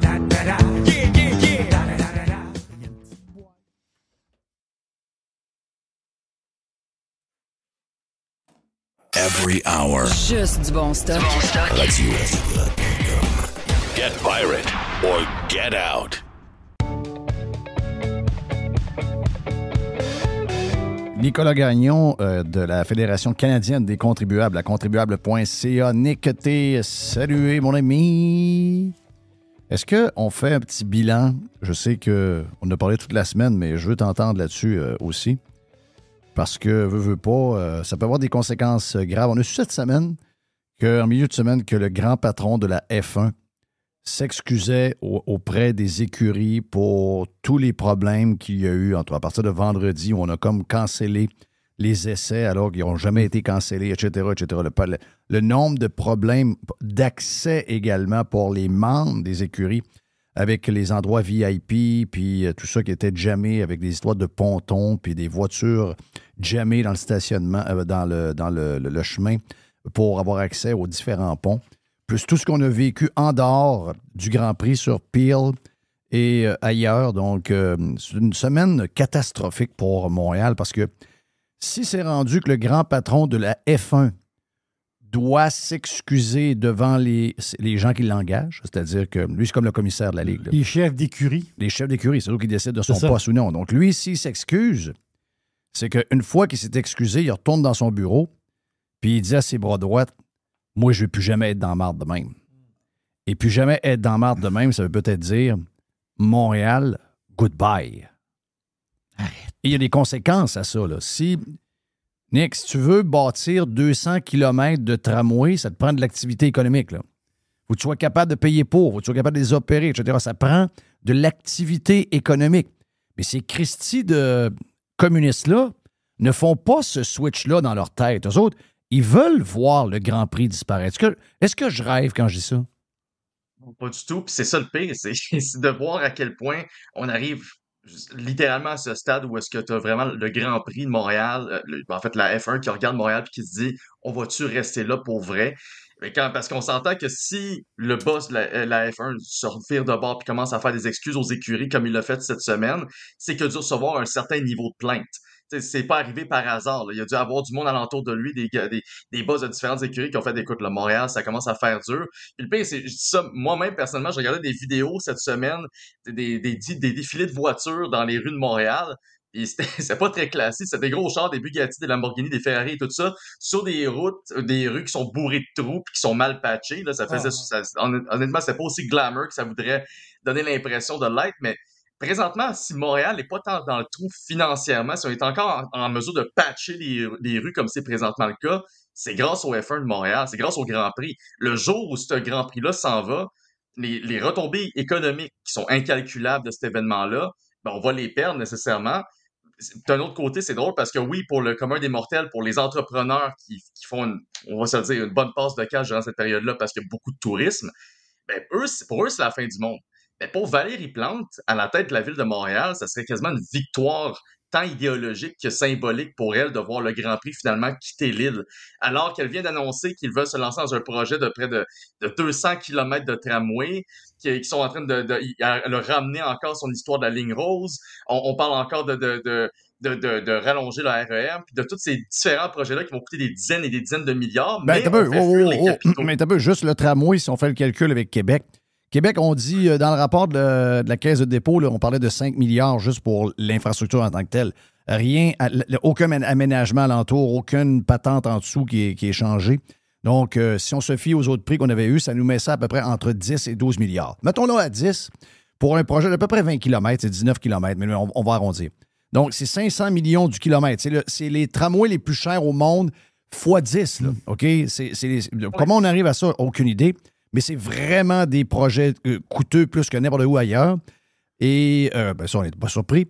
Donc, si tu fais la règle de 3, donc si 20 km égale 500, si 500 millions du kilomètre, si tu le mets sur 200 km, tu as un projet de 100 milliards, si je calcule vite, c'est ça? Ben, rapidement, ça serait ça. Puis on s'entend que, je veux dire, c'est irréaliste, puis c'est irréalisable. Puis on parle d'un projet qui est sur une longue période. Donc, l'inflation va pogner là-dedans. Les coûts, les surcoûts vont également éclater. C'est garanti que ça va coûter pas mal plus cher qu'est-ce qu'on vient d'élaborer. Puis comme tu l'as mentionné, ça n'existe pas un seul tramway dans le monde entier qu'on a parlé d'un coût de 500 millions de dollars par kilomètre. J'avais fait un peu de recherche là-dessus quand je travaillais sur le fameux projet du tramway de Québec. Puis je pense qu'un des plus coûteux qu'on a pu voir dans les dernières années, c'était à Bordeaux. En France, puis on est très, très, très, très, très loin de cette fraction-là. Je pense que l'allongement complet de leur réseau de tramway, ça va coûter dans les 600 millions d'euros, de quoi de même, alors que nous, on est dans les milliards puis dans les milliards. Mais pour venir à Montréal, ils sont déjà déficitaires pour la gestion de leur transport en commun. Ils viennent d'augmenter de 154% la taxe sur les immatriculations de la ville de Montréal. Ça rentre en vigueur à partir du 1er janvier prochain. Puis là, ils sont en train de rêver à un tramway qui est juste qu'on a zéro et moyen de payer. Il n'y a aucune organisation qui peut payer ça au Québec. Et par-dessus le marché, ben on a comme pas de problème à faire tranquillement fuir des gros événements d'attraction économique comme le Grand Prix de Montréal. Fait que, je veux dire, je suis pas en train de dire que la ville de Montréal est en train de mourir, mais on s'en va clairement pas dans la bonne direction si on fait fuir les capitaux, puis qu'on continue à dépenser sans compter, puis qu'on dépend, encore une fois, du contribuable des familles puis des automobilistes pour payer le moindre déficit d'infrastructures qui devrait être déjà bien géré depuis longtemps. Mais bon, Montréal, on est vraiment dans une mauvaise direction, puis les élections, c'est quand même en 2025, fait que j'ai hâte de voir c'est quoi les alternatives, c'est quoi les idées qui vont être sur la table pour contrebalancer avec la folie qu'on voit à Montréal, parce que, je veux dire, c'est inacceptable qu'on n'ait pas d'alternative à ce stade-ci, là. Mettons que, OK, toi, as-tu le feeling qu'avec ce qui est arrivé, que c'est la fin de Valérie Plante et que peu importe là, qu'est-ce qui arrive à la prochaine élection, on dirait que même ses défenseurs, même ses alliés l'ont comme abandonné cette semaine. Bon, il y a eu un peu de résistance de la gauche. Là. Ah, mais là, le Grand Prix, les terrasses, etc. Mais en général, beaucoup de gens qui habituellement ne sont pas du genre à larguer des gauchistes, il y en a beaucoup qui l'ont largué. Là. Donc, son entourage, on dirait que son entourage s'est effrité.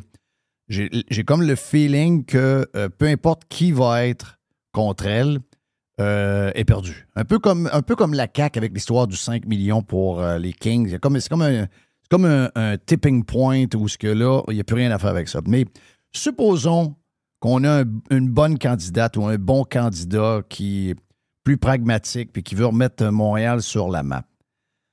On pourrait poser la question pour le Canada, on pourrait poser la question pour la province de Québec. Mais allons-y avec Montréal, avec ce qui s'est passé cette semaine. Est-ce que c'est possible de remettre Montréal où il y a tellement de choses que plusieurs vont essayer, un peu comme ceux qui essayent de sauver le système de santé. On sait que le système de santé, tu as bien beau avoir la meilleure volonté du monde, les meilleures compétences, c'est pas capable. C'est le système en tant que tel qui est complètement foutu. Est-ce que la ville de Montréal est sauvable? Est-ce que ces villes-là qui sont devenues très à gauche, très lourdes, beaucoup d'employés, du rattrapage à tous les niveaux, au niveau des infrastructures, du crime, des itinérants, etc., des appartements à des prix de fou, un manque de loyer un peu partout. Il y a tellement de choses à faire à Montréal que c'est quasiment impossible. Moi, demain matin, on me dirait, regarde, t'es milliardaire, t'as rien à faire, va-t'en donc sauver la ville de Montréal. Je dirais, ben, vous fou, il n'y a rien à faire là. C'est un échec assuré. Est-ce que toi, tu penses que c'est sauvable?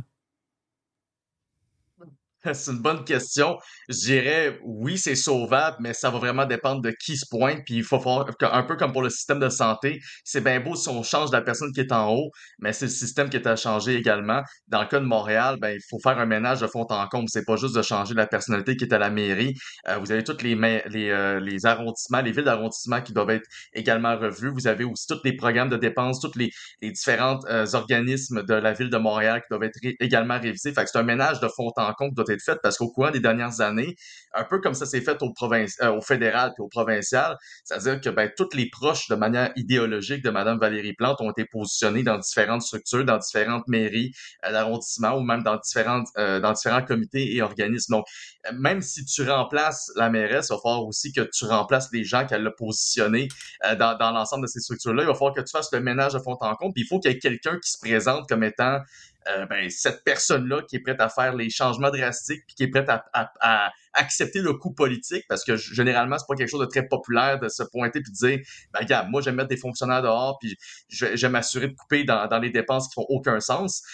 Mais en même temps, c'est ce que Montréal a besoin présentement. À savoir maintenant, c'est qui la personnalité qui va le faire puis s'il va avoir une équipe pour le backer, pour y arriver. Ben ça, c'est quelque chose qu'on a vu souvent dans différentes municipalités aussi. Même à Gatineau, c'était le cas il y a pas si longtemps.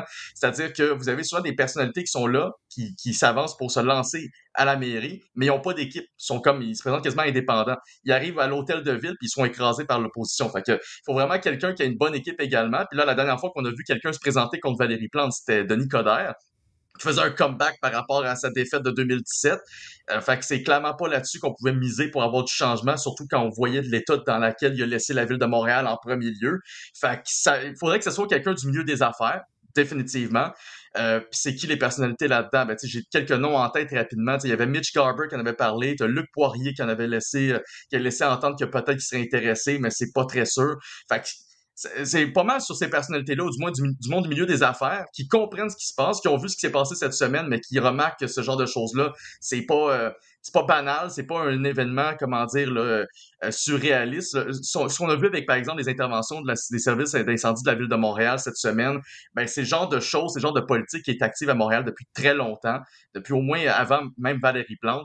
Donc, c'est un changement drastique de culture, d'organisation, de fond en comble qui doit être amené à la ville. C'est faisable, mais il va falloir que les planètes s'alignent. Autre sujet, on s'en va sur ce qui est arrivé la semaine passée, c'est-à-dire la Banque du Canada qui a baissé les taux, le taux directeur, une baisse de 0,25. Bon, sur, mettons, une maison de 500 000, vous avez un certain montant donné par, mettons que vous avez donné 10 de cash ou à peu près. Ça représente à peu près 100 $ par mois pour les gens qui ont une hypothèque à taux variable. Donc, c'est quand même pas négligeable. C'est mieux que 100 de plus. Mais en même temps, c'est pas assez pour... donc, je comprends qu'on ne peut pas diminuer rapidement, mais en même temps, on n'est pas certain même que c'était le bon timing pour les baisser tant que ça, parce qu'on nous dit que l'inflation est comme contrôlée. Moi, je ne vois pas ça de mes yeux. C'est pas ce que je vois du tout. Mais regarde, c'est toujours qui prennent des décisions. On se demande s'il n'y a pas un peu de politique à travers ça aussi. On sait que le gouvernement de Trudeau est dans la marde. C'est approprié le mérite de ça quasiment. Donc, qu'est-ce que tu vois de ce 0,25-là, puis en sachant qu'il y a des bonis qui se donnent un peu partout dans les banques, à la Banque du Canada, etc. Qu'est-ce que ça dit, ça, cette baisse-là? Ben, je veux dire, on peut reprendre tranquillement espoir en se disant que c'est peut-être une première baisse parmi d'autres qui vont suivre. On va l'espérer parce que pour l'instant, avant de célébrer victoire, c'est vrai que pour ceux qui ont des hypothèques mettons, à taux variable, eux, c'est un peu plus intéressant. Ceux qui sont à taux fixe, ben, tant pis. Puis ceux qui renouvellent leur hypothèque cette année, ben, ils n'ont pas nécessairement un meilleur taux que ce qu'ils avaient il y a quelques années avant que les taux augmentent. Donc, c'est pas nécessairement une grande victoire, mais au moins, on peut prendre pour acquis que tranquillement, l'inflation s'essouffle, mais c'est pas donné d'avance. Parce que bon, on a eu quand même 10 augmentations de taux au cours des années précédentes. Donc, il va falloir attendre un peu avant de pouvoir retrouver vraiment notre pouvoir d'achat comme c'était le cas avant la pandémie. Puis d'un autre côté, ben, il faut rappeler que le gouverneur de la Banque du Canada, Tiff Macklem, l'a lui-même dit à plusieurs reprises, les déficits du gouvernement, les dépenses fédérales, ça alimente également l'inflation. Et ça, donc, pour l'instant, on a une petite baisse de 0,25 parce qu'on a réalisé qu'en avril, l'inflation était relativement sous contrôle, on était à 2,7 %. Donc, on est dans la fourchette cible de la banque, tout va bien, on peut baisser. Sauf que si le gouvernement continue à dépenser, si Trudeau continue à dépenser comme il le fait présentement, ben on peut s'attendre à ce qu'effectivement l'inflation stagne ou puisse même reprendre, comme c'est même le cas au sud de nos frontières présentement. Et il faut aussi rappeler que l'année prochaine, ben c'est l'année 2025, le gouvernement Trudeau va déposer son dernier budget en avril, puis on s'attend donc à un budget fortement dépensier. Pourquoi? Parce que c'est une année électorale. J'ai jamais vu un seul gouvernement arriver en année électorale puis faire OK, on va faire preuve de rigueur budgétaire cette fois-ci, on va couper les dépenses. Donc, fort possiblement que est-ce que ça va avoir une inflation sur l'inflation directe, une influence sur l'inflation directement? Peut-être pas. Peut-être que oui, mais il n'en reste que ça, on peut pas s'attendre à ce que ça va nécessairement diminuer rapidement au cours de la prochaine année.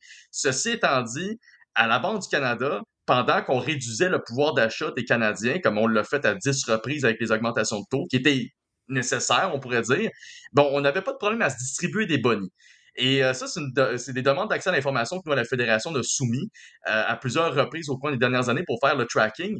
Puis on s'est rendu compte qu'en 2020 puis 2023, à la Banque du Canada, on s'est distribué 78 millions de dollars de bonis parmi les cadres et les différents banquiers exécutifs de la Banque centrale. Et juste, il faut quand même rappeler une chose. La Banque du Canada a quand même deux objectifs clairs. Le premier, c'est de maintenir l'inflation dans une fourchette cible entre 1 et 3 %. Puis la deuxième, c'est de s'assurer de surveiller la masse monétaire en circulation. Puis en novembre 2020, Tiff Macklem, de la Banque du Canada, il a dit « Inquiétez-vous pas, l'inflation va rester en dessous de 3 % au courant des prochaines années d'ici 2023. » On connaît la suite. En 2021, 2022, 2023, on observait l'inflation record qu'on n'avait pas vu depuis plus de 40 ans. Mais malgré l'échec de la Banque du Canada là-dessus, on s'est quand même distribué des bonis à chaque année, jusqu'à un record l'année dernière, en 2023, de 23 millions de dollars. Juste pour vous donner une idée, là, les 80 cadres exécutifs de la Banque du Canada en 2023 se sont distribués en rémunération totale 32 millions de dollars. Ça revient à pas loin de 400 000 $ par tête de pipe. C'est quand même pas rien, incluant les bonis. Et ça, pendant que les mêmes banquiers avaient échoué à protéger le pouvoir d'achat des Canadiens et continuaient à mettre en place différentes mesures pour soit augmenter les taux ou les maintenir. Donc, bon, comme je dis, l'augmentation des taux était peut-être nécessaire, mais le fait que ces banquiers-là sont distribués des bonis avec l'argent des contribuables pendant qu'ils réduisaient leur pouvoir d'achat, ça, c'est peut-être ce qui dépasse l'entendement là-dessus. Donc, vous pourrez vous rendre directement sur le site de contribuable.ca ou taxpayer.com pour voir le fichier complet, mais ça donne une idée que c'est ce genre de culture qu'on voit dans toutes les différentes structures gouvernementales fédérales. Regardez à CBC Radio-Canada, on distribue des bonnets records alors que de l'autre côté, on a des codes d'écoute familiers, comme ça se peut pas. De l'autre côté, on voit des bonnets qui sont distribués même dans les sociétés d'État québécoises, puis on a des pertes de rendement records. Donc, clairement qu'il y a une déconnexion monumentale entre nos différentes élites ou nos différents fonctionnaires ou hauts fonctionnaires, autant au fédéral qu'au provincial, puis ça se perpétue sur le dos des contribuables, malheureusement. Je vais rester sur, parce que je sais qu'on a d'autres points qui n'est pas reliés à ça, mais je vais rester sur le point du fédéral. La Chambre de communes, cette semaine, qui a voté pour l'introduction d'une hausse d'impôt sur le gain en capital. Puis moi, la manière que c'est présenté, j'ai vu différents ministres, parce qu'on sait que les conservateurs ont voté contre. On ne sait pas tellement c'est quoi le plan des conservateurs une fois qu'ils sont au pouvoir, qu'est-ce qu'ils vont faire avec ça, mais une chose est sûre, au moins ils ont voté contre. Je ne m'attendais pas à autre chose, mais ils ont voté contre. Donc là, ils se sont fait accuser par les libéraux, puis m'a dit de quoi, dans les médias sociaux, ça passe 0-0-0 quand les libéraux accusent les conservateurs de protéger les ultra-riches aux dépens de la classe moyenne, alors que soit que c'est de la mauvaise volonté, soit que c'est vraiment des incompétents et des innocents de penser que ce qu'ils ont fait, ça va toucher uniquement les plus riches. Ils doivent savoir, comme vous et moi, qu'il y a des gens là-dedans qui ont des blocs qui ne sont pas riches pantoute. Ils ont un bloc de 4 appartements, ils ont un duplex, ils ont quelque chose. Ou encore, ça peut être autre chose, ça peut être un chalet. Hein. Ça peut être un chalet. Donc, tout le monde est un peu touché par ça. Et eux autres essaient de faire passer ça seulement comme une bonne nouvelle sur le dos des plus riches. Les plus riches, en passant, je veux juste vous rappeler que 10 des plus riches au Canada payent 55 de l'impôt total canadien. Donc, leur dire qu'ils ne font pas leur juste part, c'est quand même ça prend du front de bœuf pour faire une patente de même. Donc, qu'est-ce que tu vois de ce vote-là? Qu'est-ce que ça montre? Est-ce que c'est le coup de grâce? On a vu que le Bloc québécois a voté pour, on a vu que le NPD a voté pour. Qu'est-ce que tu en penses? Je trouve ça assez surprenant à quel point autant le Parti libéral du Canada que même certains médias ont été en mesure de changer le ton là-dessus et de faire croire que tout ça, c'est une question d'équité fiscale. Je veux dire, on a réussi à faire une pirouette monumentale là-dessus parce que on parle quand même du même gouvernement qui fait preuve d'une particulière irresponsabilité fiscale depuis aussi longtemps qu'il est au pouvoir. On peut parler des déficits massifs qu'il accumule depuis 2015. On peut parler du fait qu'ils ont littéralement doublé la dette du Canada, ne serait-ce qu'en quelques années à peine. Puis en plus, on accumule non seulement de la dette puis des frais d'intérêt qui n'arrêtent pas d'augmenter. Puis là, on se revient d'abord puis on dit, ben si tout va mal en ce moment au Canada, c'est parce que les riches ne payent pas leur juste part.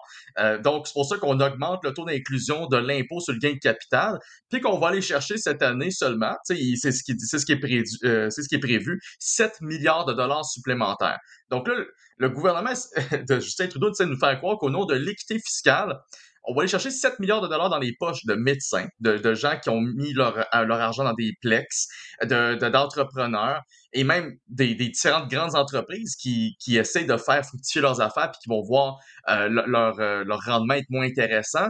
Et là, on s'attaque à tous ces gens-là pour aller chercher 7 milliards de dollars, puis on va quand même dépenser 40 milliards de plus dans le budget cette année. Je veux dire, peu importe l'argent que le gouvernement Trudeau va aller chercher dans l'impôt sur le gain de capital, il va littéralement le pisser par la fenêtre au courant des prochaines semaines. En plus, regardons les 5 dernières années. On a parlé, il y a eu la COVID à travers ça, où ils l'ont échappé complètement, mais je veux dire, on voit très bien par les chiffres. Ça ne prend pas quelqu'un qui a un gros cours en économie ou qui a une connaissance de lire des bilans financiers. On voit que ce n'est pas un problème de revenus, c'est un méga problème de dépenses. Même que quelqu'un m'a dit, qui est dans le domaine de la politique, il me dit, si les conservateurs sont sérieux, rapidement, ils vont pouvoir couper le 40 milliards de déficit parce qu'il y a tellement de gras tout partout, il y a tellement d'histoires tout partout faciles à couper, que c'est pas une. Mais ils ont vraiment un problème de dépenses, les libéraux. C'est pas d'autre chose que ça, là. Exact. Donc, faut juste mentionner que peu importe ce que les gens peuvent penser là, avec cette fameuse l'augmentation de l'impôt sur le gain de capital, c'est pas pour les riches. C'est littéralement juste pour remplir davantage les poches du gouvernement. Ça va affecter nécessairement, je veux dire, des gens de la classe moyenne ou des gens qui sont un peu plus nantis, oui, certainement, mais c'est au-dessus de 40 000 personnes qui vont être impactées cette année par cette politique-là, puis il va y en avoir d'autres à travers le temps. Mais tantôt, je lisais un papier d'un certain Monsieur Wiseman qui a travaillé pour le Canada Pension Plan Board, Investment Board, puis lui, il disait que en fait, il dénonçait le fait que l'entrée en vigueur de l'impôt sur le gain de capital aurait dû se faire littéralement au dépôt du budget et qu'il reprochait même au gouvernement de ne pas l'avoir fait justement à ce moment-là au lieu de le faire le 25 juin comme c'est prévu. Pas parce qu'il défend l'augmentation de l'impôt sur le gain de capital, mais parce qu'il leur reprochait d'avoir mis en place une sorte de période incitative. Parce qu'entre le moment où est-ce qu'ils ont fait l'annonce dans le budget puis le 25 juin, qui est la date de l'entrée en vigueur de l'augmentation, c'est comme s'ils incitaient les gens à vendre leurs actifs ne serait-ce qu'à un taux plus avantageux exactement ce qui avant arrive. d'entrer en vigueur. C'est exactement ce qui arrive. Un paquet de gens ont vendu leur appartement, donc les blocs qu'il y avait, ces choses-là. Et là, actuellement, les notaires au Québec sont débordés à la limite de cette date-là, de la troisième semaine de juin. Ils sont complètement débordés en ce moment. Absolument, puis c'est ça. Le problème, c'est que ces gens-là n'avaient pas prévu de vendre leurs actifs peut-être avant 2, 3, 4, 5 ans, même plus. Et donc, ces gens-là se dépêchent présentement à se débarrasser à vendre leurs actifs avec le maximum de profit possible auquel ils n'auront pas le droit à partir du 25 juin. Et ça, ce phénomène-là, ça se trouve à priver de capitaux les futurs gouvernements. Parce que c'est comme si on forçait les gens, avec une fausse période incitative, à dire, écoutez, vendez tout de suite, comme ça, vous ne serez pas pénalisés plus tard. Mais Oui. alors que cette pénalité, plus tard, elle aurait jamais dû avoir lieu d'une manière ou d'une autre. Ce qui est encore plus décevant, c'est de se dire que le gouvernement du Québec de François Legault a saisi la balle au bon. Dès que Trudeau l'a annoncé, ils ont suivi la semaine d'après. Donc, il y a très peu de marge de manœuvre pour ne serait-ce qu'un contribuable québécois de s'en tirer. Mais la meilleure solution pour les gens qui veulent éviter d'être pénalisés, c'est vraiment de vendre leurs actifs dès maintenant puis d'espérer que le prochain gouvernement va s'en débarrasser. Ce qui est dommage, c'est que pour l'instant, on sait que Pierre Poilievre, il s'oppose à l'impôt sur le gain de capital, ou du moins à son augmentation. Mais pour ce qui est du retrait des taxes, ce qui est des baisses de taxes, pour l'instant, il ne s'est pas engagé, à part pour la taxe sur le carbone, à en faire plus. Ce qu'on sait, c'est qu'il a annoncé tout récemment la mise en place éventuelle d'une forme de comité, en fait, qui serait pas composé, il n'y aurait aucun lobbyiste dessus, apparemment. Ça, c'est pas promo. Et il dirait que ce comité-là aurait pour intérêt de réviser l'ensemble du système fiscal canadien. À partir de là, on pourra décider s'il y aura des baisses de taxes et d'impôts plus tard, y compris la baisse de l'impôt sur le gain de capital. Donc, pour l'instant, les conservateurs s'y opposent. Mais ils n'ont pas encore dit s'ils allaient le retirer. Est-ce que tu les trouves Ça, c'est quelque chose qu'ils doivent effectivement dire. Je comprends je comprends la patente de Poilievre très bien. Là. Ça va super dans les sondages. Il va écraser complètement les libéraux. Je comprends la tactique. Tu n'en dis pas beaucoup. Tu arrives avec des slogans. Tu frappes, tu répètes. Mais à un moment donné, il va falloir un peu savoir qu'est-ce qu'ils ont en tête. Ça va prendre un peu d'idées. Ça va prendre. Moi, c'est un peu ce qui me tanne depuis à peu près 1 an. Je le trouve très efficace. Je l'adore. Sauf que je ne sais pas qui il est vraiment encore. Là. Je ne sais pas ses idées. Je ne connais pas son programme. Est-ce que le Canada avec Poilievre sera meilleur que le Canada de Trudeau? À date, je ne suis pas capable de te le dire. Là. La barre n'est pas très haute, c'est sûr, mais en même temps, c'est ça. On a encore très peu d'idées de sur quoi on va se trouver quand il va y avoir un gouvernement Poilievre. Ceci étant dit, si jamais il arrive et il dit, moi, j'ai baissé telle taxe, parce que la taxe sur le carbone, déjà, il doit défendre en disant sur quel mécanisme il va reposer pour aller chercher des revenus s'il ne va plus en chercher avec la taxe sur le carbone, considérant toutes les dépenses du gouvernement. Donc là, il va se retourner de bord en disant, je vais couper dans les dépenses. C'est comme ça qu'on va être en mesure de nous payer des baisses de taxes. Mais là, il va devoir dire, quelles dépenses il coupe. Et à partir du moment que tu te lances là-dedans, veux pas, c'est pas populaire d'annoncer que tu vas faire des coupures. Même que tu sois conservateur ou libéral, ne serait-ce que dans l'imaginaire de l'électeur moyen, quelqu'un qui s'en vient au pouvoir en disant « Moi, je vais faire des coupures », c'est négatif automatiquement. Et ça, il est très au courant de ça, c'est quand même dans sa stratégie de comms. Donc, il doit s'assurer de toujours cibler, en fait, les bons programmes, les bonnes dépenses gouvernementales qu'il va couper pour être en mesure de répondre adéquatement avec qu'est-ce qu'il va être en mesure de baisser en termes d'impôts et de taxes. Donc, c'est une drôle de danse qu'il doit faire jusqu'aux prochaines élections. Il va finir par se faire prendre là-dedans et se faire forcer à répondre qu'est-ce qu'il va couper. Bon, il a annoncé des coupures comme pour CBC, Radio-Canada. Il a annoncé des coupures pour différents programmes de subventions, etc. Mais c'est encore trop vague pour être en mesure de dire où est-ce qu'on s'en va exactement. Très vague. Fait qu'il faut qu'il se dépêche. Il reste quand même 1 an avant qu'on tombe en période électorale ou préélectorale au fédéral. Dernier point, vite. Pendant qu'on veut régler l'heure du lave-vaisselle et du lavage, puis de la douche, puis combien longue la douche va être, combien de degrés on va pouvoir mettre pour la température dans la maison l'hiver avec le chauffage, puis qu'on nous rapporte qu'on n'a plus de courant, puis que là, on abuse, puis on est des grands gaspilleurs, puis on devrait payer plus cher, puis on est toujours dans les moins chers, alors que ces gens-là oublient qu'on est dans un des pires climats en Amérique pour le chauffage et qu'on a chauffé exclusivement à l'électricité au lieu d'avoir un mélange gaz et électricité comme partout ailleurs. Donc, on ne le considère pas. Donc, on est dans une grande période où on est en train de nous faire comprendre que probablement si vous payez, je ne sais pas moi, si vous payez 2 000, 3 000 $ par année d'Hydro-Québec, ça va monter dans votre cas à 4-5 000 assez rapidement, merci. On connaît la toune, on connaît leur stratégie. Pendant ce temps-là, malgré tous les défis qu'on entend, malgré un manque de courant, on le vend pas assez cher, on va vous demander de faire des sacrifices. Bien, il y en a qui en font pas bien de sacrifices. Les VP d'Hydro-Québec se payent des méchants bonus. Pas juste des méchants bonus, ils sont sur le point de recevoir en plus des augmentations de salaire au point de doubler leur rémunération d'ici la prochaine année. C'est quand même pas rien, parce qu'apparemment, ils sont en train de renégocier tranquillement leur mode de rémunération. C'est ce qu'ils font à peu près à toutes les X périodes de temps. Puis là, en plus, avec le dernier projet de loi qui a été déposé par Fitzgibbon, Hydro-Québec est supposé fournir dès mars 2025 son nouveau modèle de rémunération. Et là, ce qu'on sait, c'est que présentement, les VP chez Hydro-Québec, il y en a quand même une poignée, j'ai pas le nombre exact, mais leur rémunération, c'est entre 640 000 puis 800 000 par année. Donc, on parle quand même pas des personnes qui ont des problèmes à payer leur loyer ou leur hypothèque, entendons-nous. Et ces gens-là, apparemment, il faudrait qu'on leur donne une rémunération qui irait jusqu'à doubler. Le PDG, Michael Savia, en passant, avant Bonnie, il fait pas loin de 650 000. Avec Bonnie, il fait pas loin d'1 million de dollars en rémunération par année. C'est quand même pas si pire. Surtout quand on considère une chose. L'année dernière, Hydro-Québec ont une perte record d'1 milliard. Ils ont une perte de rendement de 1 milliard de dollars par rapport à l'année précédente. Là, nos chers cadres chez Hydro-Québec viennent de distribuer 37 millions de dollars en boni. Ça, c'était le cas au coin de l'année où est-ce qu'ils ont perdu autant en termes de rendement. Et là, ils se disent, OK, qu'est-ce qu'on pourrait faire pour améliorer la qualité du service à la clientèle? Qu'est-ce qu'on pourrait faire pour faire en sorte que les pannes qui durent en moyenne jusqu'à 17 heures, soient de moins en moins nombreuses et de moins en moins longues? Qu'est-ce qu'on pourrait faire pour s'assurer de bien prendre en charge nos infrastructures, nos actifs, puis nos effectifs, puis de bien gérer ça pour que ce soit le plus efficace que possible? Ils se sont dit, on va augmenter les salaires des VP.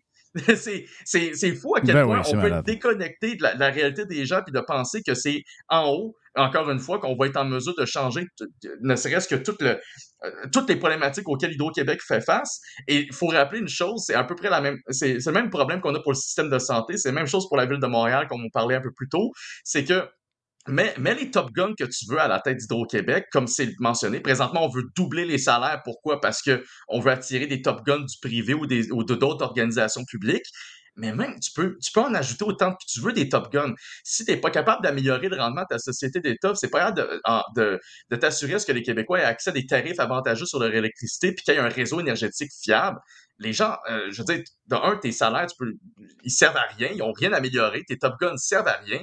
Puis, je veux dire, on essaie de nous faire croire que c'est ça qui va régler la problématique évidente qu'on a au Québec par rapport au mur qu'on va frapper d'ici 2027-2028, qu'on n'aura plus de surplus électrique. Quand on va avoir accumulé tellement de pannes qu'on aura tellement plus littéralement de surplus, qu'on va ralentir la productivité ou qu'on va ralentir l'économie québécoise dans son ensemble. Je veux dire, ça fait aucun sens qu'on soit rendu que la seule solution qu'on a sur la table présentement, c'est de se dire, on va augmenter les salaires des VP. Incroyable. Puis on va ouvrir un autre, puis comme c'était pas assez, on ouvre un autre comité de communication sur TikTok pour s'assurer de faire du marketing à droite et à gauche pour dire aux gens de pas trop consommer d'électricité en même temps. Ah, regarde. My God. Non, regarde, c'est une balle de laine où on ne trouve pas le bout de rien. On ne sera pas capable d'émêler ça. Jamais, jamais. C'est à la grandeur. C'est l'éloge de la médiocrité partout. Dans les villes, le gouvernement, le fédéral, Hydro-Québec, la Caisse de dépôt. Tu sais, la Caisse de dépôt cette semaine, là, juste pour revenir sur l'histoire de tantôt. Là. La Caisse de dépôt, j'ai lu quelques affaires encore. Là. La Caisse de dépôt, d'après toi, là, il y en a combien dans ce gang-là qui prennent... vous allez au bureau, là, le super de beau bureau, j'en sais, je comprends qu'il y en a qui travaillent à distance. Là. Il y en a combien là-dedans qui prennent le transport en commun, même s'il y a une offre intéressante à Montréal? Mon feeling, c'est qu'il n'y en a pas un. Il n'y en a pas. Mais non, il n'y en a pas un. Non, je suis surpris. Puis pour avoir déjà travaillé à côté de la Caisse de dépôt et placement du Québec, qui ont un très beau stationnement intérieur également. Fait que je suis persuadé qu'il n'y en a pas un seul qui prend le transport en commun là-dedans. Là. Voilà. Nicolas Gagnon, thank you. Fédération canadienne des contribuables. À contribuable.ca. Thank you, man. Toujours un plaisir.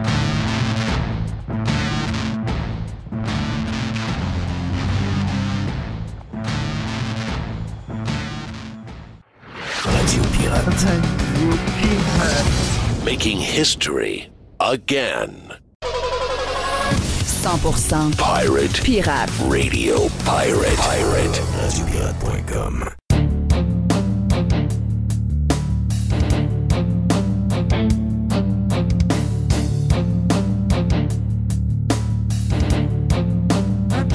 Yes! On a enlevé les tracks du début, mais on a juste mis le punch final.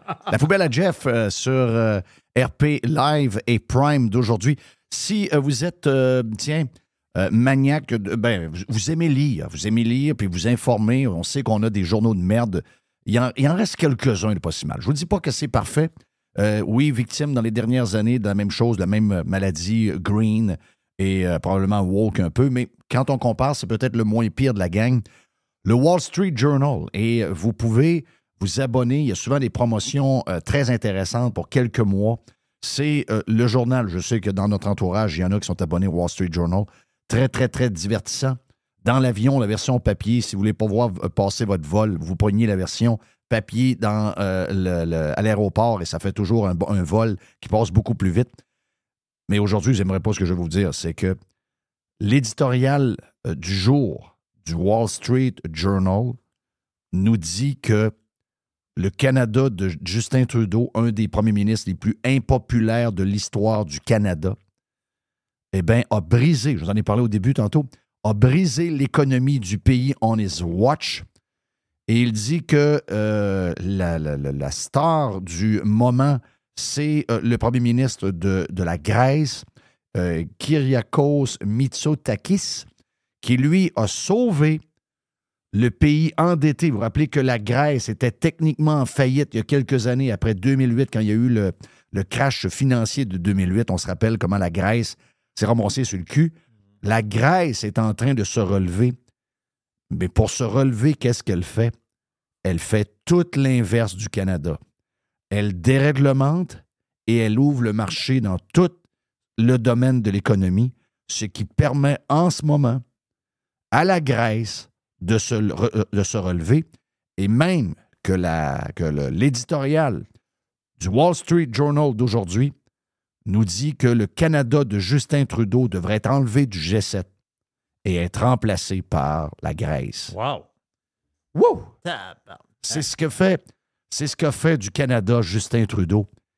Et le NPD et le Bloc garde ce dangereux, incompétent et imbécile de premier ministre à la tête du pays. Ce gars-là est en train de nous appauvrir à une vitesse incroyable. J'avais des petites affaires vite. Je sais que Mr. White est stand-by avec quelques audios qui vont nous arriver du lab, mais j'en ai une de mon bord. Je ne sais pas si toi, tu l'avais.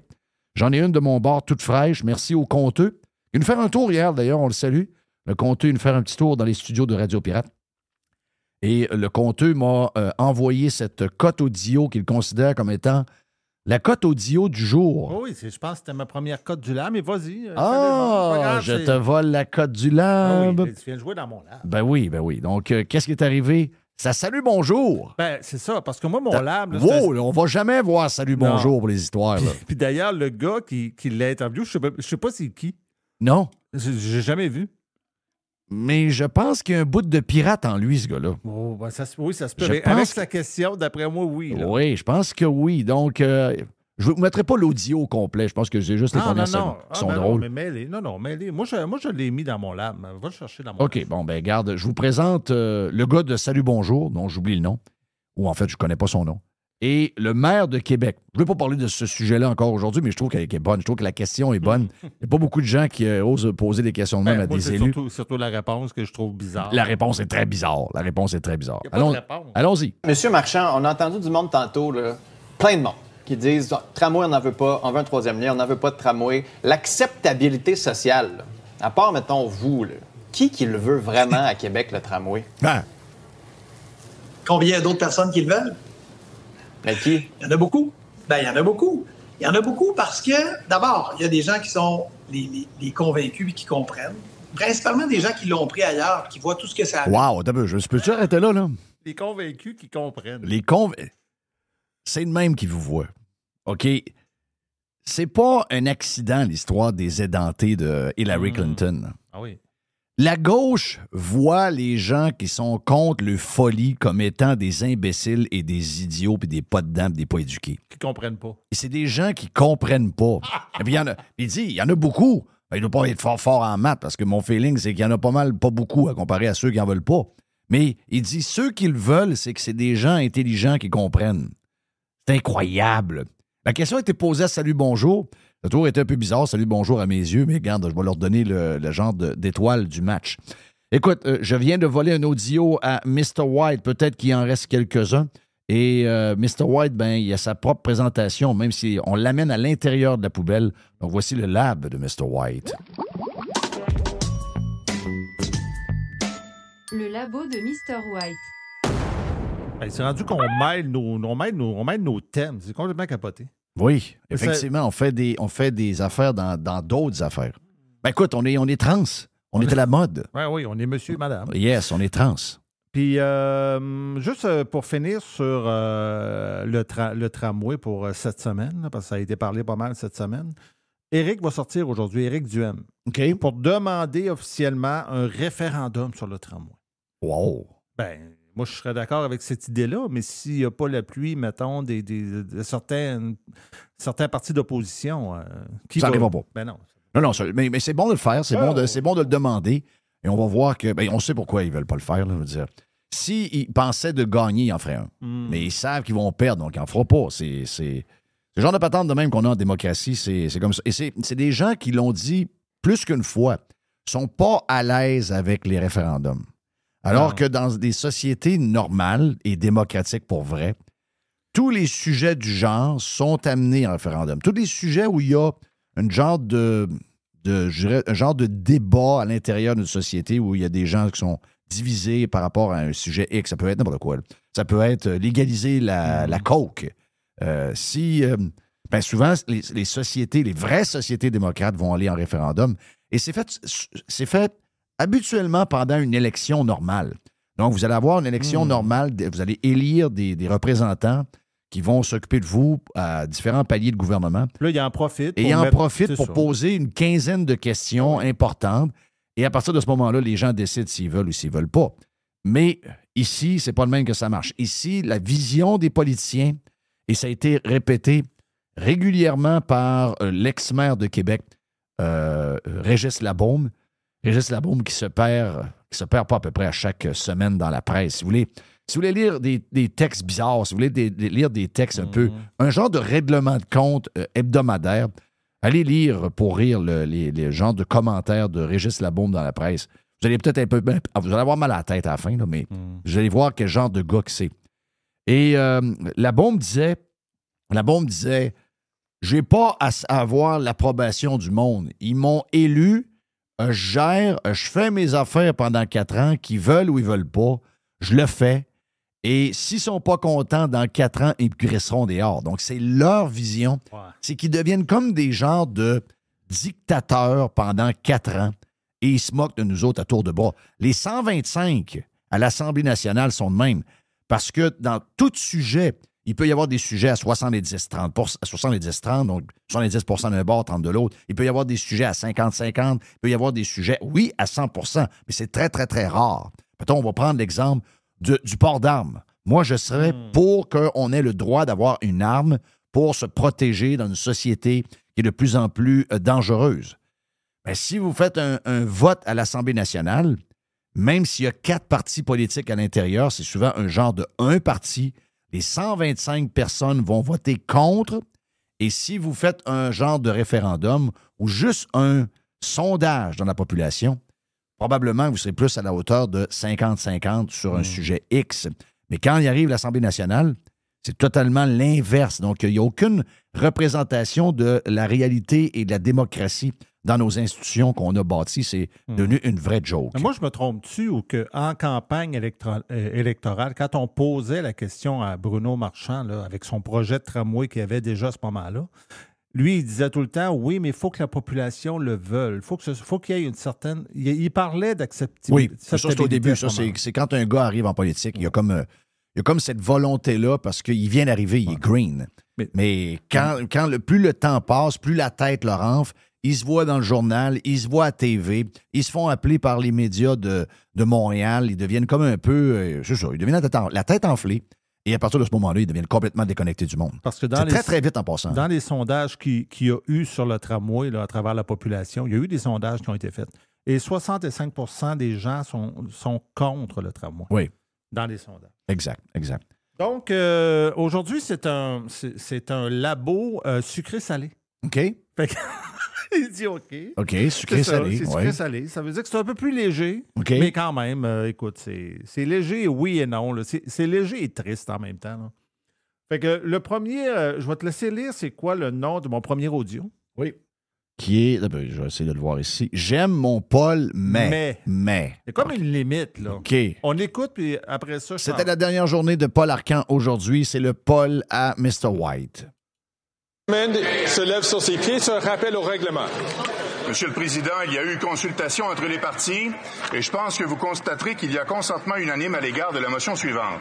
Que la Chambre souligne la carrière exceptionnelle de Paul Arcand à la barre de l'émission matinale puisqu'il faut se lever. Qu'elle reconnaisse son travail rigoureux et sa contribution à une information de qualité accessible à tous. Et qu'elle le remercie pour ses nombreuses années de service. Bravo. Que tous ceux qui s'opposent à ce que l'honorable député propose la motion veuillent bien dire non. D'accord. La Chambre a entendu l'énoncé de la motion, que tous ceux qui s'opposent à la motion veuillent bien dire non. Adopté. Je comprends que Paul Arcand était un collaborateur des gouvernements, défenseur du modèle que nous avons, qui nous amène dans marde, grand défenseur du modèle toutes ces années qui a été à la radio, surtout un collaborateur incroyable pendant la COVID. Donc, je comprends que les gouvernements veulent le saluer. Ils ne salueront jamais un membre des médias qui les challenge. Est-ce que vous pensez que Ezra Levant sera salué quand il va tirer sa révérence? Pensez-vous que je vais être salué quand on va finir dans une dizaine d'années? Jamais ça va arriver. Pourquoi? Parce qu'on lui botte le cul à tout bout de champ quand ils font des gaffes et qui ont l'air d'une gang de caves, mais surtout qui nous appauvrissent les salauds et qui nous coupent notre liberté. Ta carrière ne sera pas soulignée par Martin Champoux du Bloc québécois? Non, Martin Champoux, pauvre Martin. Pauvre Martin, qu'est-ce qu'il est devenu, Martin? Qu'est-ce qu'on a d'autre dans le lab? J'ai trouvé quelque chose sur TikTok. Moi, je suis très TikTok, là. Et ça, c'est un gars que je connaissais pas. Il s'appelle David, puis qui... Mais ça, c'est une vraie histoire. C'est pas un sketch, là. Puis parce qu'il a le papier dans les mains. Puis là, lui, il a essayé de renouveler son passeport et il a trouvé quelque chose de spécial sur son formulaire, puis il nous en parle. OK. David. Je suis en train de renouveler mon passeport et là, je viens de recevoir un courriel de Service Canada là, qui me donne les informations importantes, quel document apporter, tout ça. Et c'est écrit à la fin du courriel en gras, et je cite, « Limiter l'utilisation de produits parfumés ». Suivi de Service Canada favorise un environnement de travail à parfum réduit. À parfum réduit. L'expression « à parfum réduit ». Nous vous encourageons à utiliser le moins possible les produits parfumés dans nos bureaux. Qu'est-ce qui s'est passé dans les bureaux de Service Canada en termes d'incidents de parfum? Ouais. Pour qu'il soit comme, OK. Ouais, on va le marquer. Non, ça suffit, là. On a atteint le point de non-retour. Oui, j'étais au courant de l'occasionnel mononcle qui abuse à Noël, mais là, visiblement, c'est un problème beaucoup plus de masse que ce que j'aurais cru pour que ce soit dans un courriel gouvernemental. Il y a 2 ans, on se demandait, voyons, les délais avec les passeports, qu'est-ce qui se passe? C'est quoi la raison? Abus de parfum. Ouais. mais j'avoue que des fois, il y en a qui ambitionnent un peu. Mais... Hey, moi puis toi, c'est drôle, mais on est comme d'accord avec le gouvernement. On est quasiment un peu d'accord. Moi, ça, regarde, moi, ça m'agresse. Mais ce qui m'agresse, oui, le parfum, mais je vous dirais qu'un des plus gros problèmes avec la société qui change, c'est le nombre de... il y a beaucoup de gens d'ailleurs, incluant les Français, c'est pas une histoire inventée, qui ne mettent pas de déodorant. Et j'étais dans le métro de Montréal en fin de semaine passée. Oh non. Et c'est carrément dégueulasse. Là. Et je sais qu'il y a l'audio, on l'a fait jouer cette semaine, du gars de métro qui demande aux gens de se mettre du déodorant. Encore, s'il y avait quelque chose à rajouter de colorer un peu dans le email, je pense que des fois, de demander aux gens de se mettre du déo, c'est peut-être pas une mauvaise idée. Un humain, ça peut sentir fort. Oui. Qu'est-ce qu'on a un peu de temps encore? Je sais que tu as un long audio, ce qu'on n'aime pas habituellement, mais qui mérite d'être entendu au complet parce que c'est le chum Acid Blais qui... Je pense qu'on devrait écouter ça. OK, donc Acid Blais qui nous fait un genre de résumé de ce qu'il voit dans le futur du Québec. Ouais, lui, il voit ce qui s'en vient, il voit ce qui se trame, là, puis il dit, là, je sais ce qui s'en vient. Puis, étant donné que tout ça s'en vient, moi, je vais en profiter au maximum avant que ça arrive. Yes. Puis, les gens qui trouvent que Acid a des idées un peu à la pirate, ben, dites-vous que Acid, cette semaine, m'a envoyé, je l'ai peut-être pas dit, je l'ai dit sur Prime, mais je l'ai pas dit sur le live. Acid m'a envoyé une photo de lui avec ses chums à l'âge de 6-7 ans, sur le bord de la piscine, je pense, avec leur skateboard levé à côté sur eux autres. Et les 3 avaient le gros collant du temps. Je crie ton nom partout, Liberté, Radio X. Donc, on a aidé à forger un peu les idées de notre ami Acid. Tu vois ce que ça a donné? Christy, on est content. On a réussi à en sauver une coupe. Donc, voici Acid. Aujourd'hui, je suis un petit peu découragé. J'ai décidé de vous faire des prédictions sur ce que je pense qui va devenir illégal au Québec d'ici quelques années ou pas accessible pour la classe moyenne. Puis j'ai décidé d'essayer de tout faire ces affaires-là cette année au complet. Donc, première des choses, moi, je prédis que d'ici 5 à 10 ans, gros max, ça va être illégal de s'acheter un pick-up si t'as pas, genre, une preuve que ça reste à construction ou que t'as une compagnie ou je sais pas quoi de plus. Fait que mon prochain char, c'est obligatoirement un pick-up. Ça, c'est sûr et certain. Deuxième des choses, moi, je pense qu'ils vont nous mettre un nombre maximum de millages par année. Il va y avoir un nombre de kilomètres que tu pourras pas dépasser en distance de char. Ça va être une affaire, ils vont mettre, mettons, tu peux faire 10 000 kilomètres par année. Yes. Dépasser ça, là, tu vas être taxé au kilomètre que tu fais de plus que ton 10 000. Ça va être la kilotaxe. Ils vont inventer un petit nombre random. Puis le monde, ils vont voter pour ça. Le monde va être stop, va être comme, l'environnement, on taxe le millage. Fait que moi, cette année, j'ai décidé de traverser le Canada au complet, mur à mur, passant par Halifax jusqu'à Tofino ici, en faisant des détours jusqu'à Yellowknife. Parce que toutes les places que je vais visiter, à un moment donné, on n'aura plus le droit, ça va être illégal d'y aller. Autre affaire, 0.08, moi je pense que ça achève en maudit. Ils parlent déjà de mettre 0.05, puis d'après moi, d'ici une couple d'années, ça va être 0.0. Fait que tu pourras plus. Moi, ce que j'aime, c'est aller essayer des microbrasseries, puis dans pas longtemps, tu pourras plus, ça donnera rien. J'irai pas faire 2 heures de char, rester jusqu'à la brasserie à Farnham pour pas boire, ça n'a pas de sens. Puis là, tu te dis, t'as juste à te pogner un conducteur désigné, tu sais. Ma blonde, ça va être tentant en crise de faire 4 heures de char aller-retour, de me regarder virer une brosse, ça n'a pas rapport, là. Ça ne servira plus à rien d'aller essayer de faire le tour du Québec puis d'essayer des nouveaux breuvages à gauche, à droite. Fait que cet été, je vais essayer de faire le tour des microbrasseries. Prendre l'avion. D'ici une couple d'années, d'après moi, ils vont mettre... J'ai vu ça à TV aujourd'hui, ça parlait de ça aux nouvelles. Il y avait un groupe d'éco-anxiété, d'anxieux qui disait on aimerait ça instaurer un système de points sur ton passeport. Fait que tu pourrais aller en voyage, tu peux prendre l'avion, mettons, 2 fois par année. Dépasser ça, ça serait une taxe ou une autre affaire. Fait que j'ai décidé d'aller faire le plus de pays que je peux cette année avant qu'on ait plus le droit, avant que ça soit illégal. M'aller super à Paris, revenir, whatever. Parce que moi, j'ai jamais voyagé dans ma vie parce que je suis pauvre que le Christ, mais là, j'ai l'impression que ça presse en estime avant qu'on n'ait plus le droit d'aller à Barcelone. Autre affaire, les motos. Le Québec haït les motocyclistes. C'est tellement fucking cher. Moi, je dis, d'ici 5-10 ans, ça va être plus achetable en tout. Moi, j'aime pas ça, les ninjas, je trouve ça lettre. Mais mettons, là, moi, je suis plus un gars d'Harley. Mais mettons, aujourd'hui, tu veux t'acheter une Ninja. Là, tu pars là, à zéro. C'est 1400$ ton permis, 1200 plaques, 2600$ d'assurance. Ça t'a coûté 6000$, t'as même pas de basic encore, calice. Mais ce qui se passe au Québec, c'est que tu peux rider à peu près 3 mois par année. Puis là, faut que tu travailles en malade mental pour rembourser ton esti de bicycle. Puis là, fait que là, tu travailles toute la semaine, t'as juste les fins de semaine off, mais il fucking pleut une fin de semaine sur 2. Fait que là, tu finis ta saison de bicycle, tu te dis, ben, ça m'a coûté à peu près 1600$ à chaque ride. Fucking worth it. Fait que ça, c'est mes prédictions en 2024. On checkera mon vidéo dans 5-10 ans, voir à j'ai raison ou pas. Yes. Keep it. Parce que moi, je suis d'accord avec lui à 200% de tout ce qu'il a dit. Il a rien inventé, là. Yes. Et c'est bon. J'adore ça. Puis la raison pourquoi on parle souvent de acide, c'est qu'il y en a tellement pas de monde qui ont le goût de donner leur opinion puis de brasser à la cage un peu, ben oui, pour dire aux gens qu'on va t'enlever ton char, t'auras plus de char à gaz, t'auras plus de ci, t'auras plus de ça. Il y en a plein.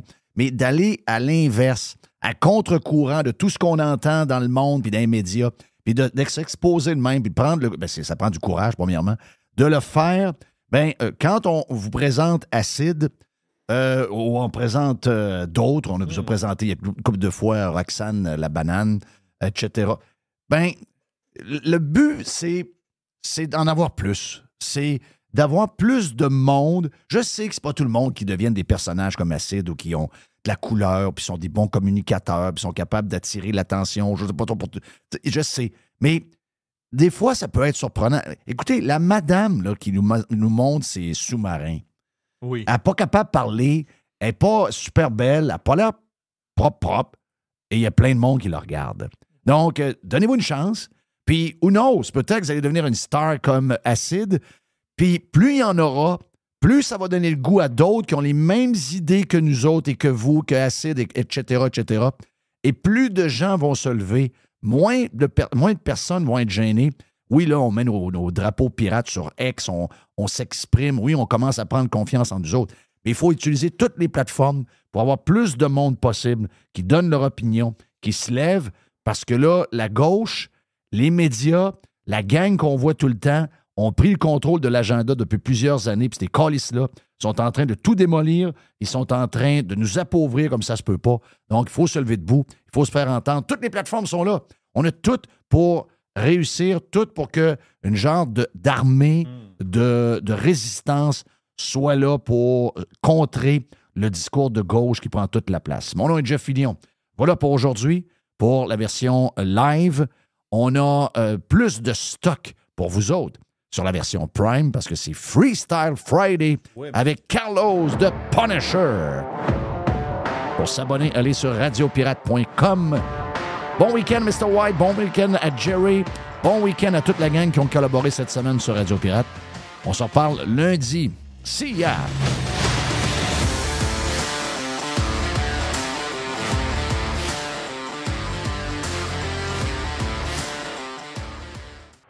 Radio Pirate. Making history again.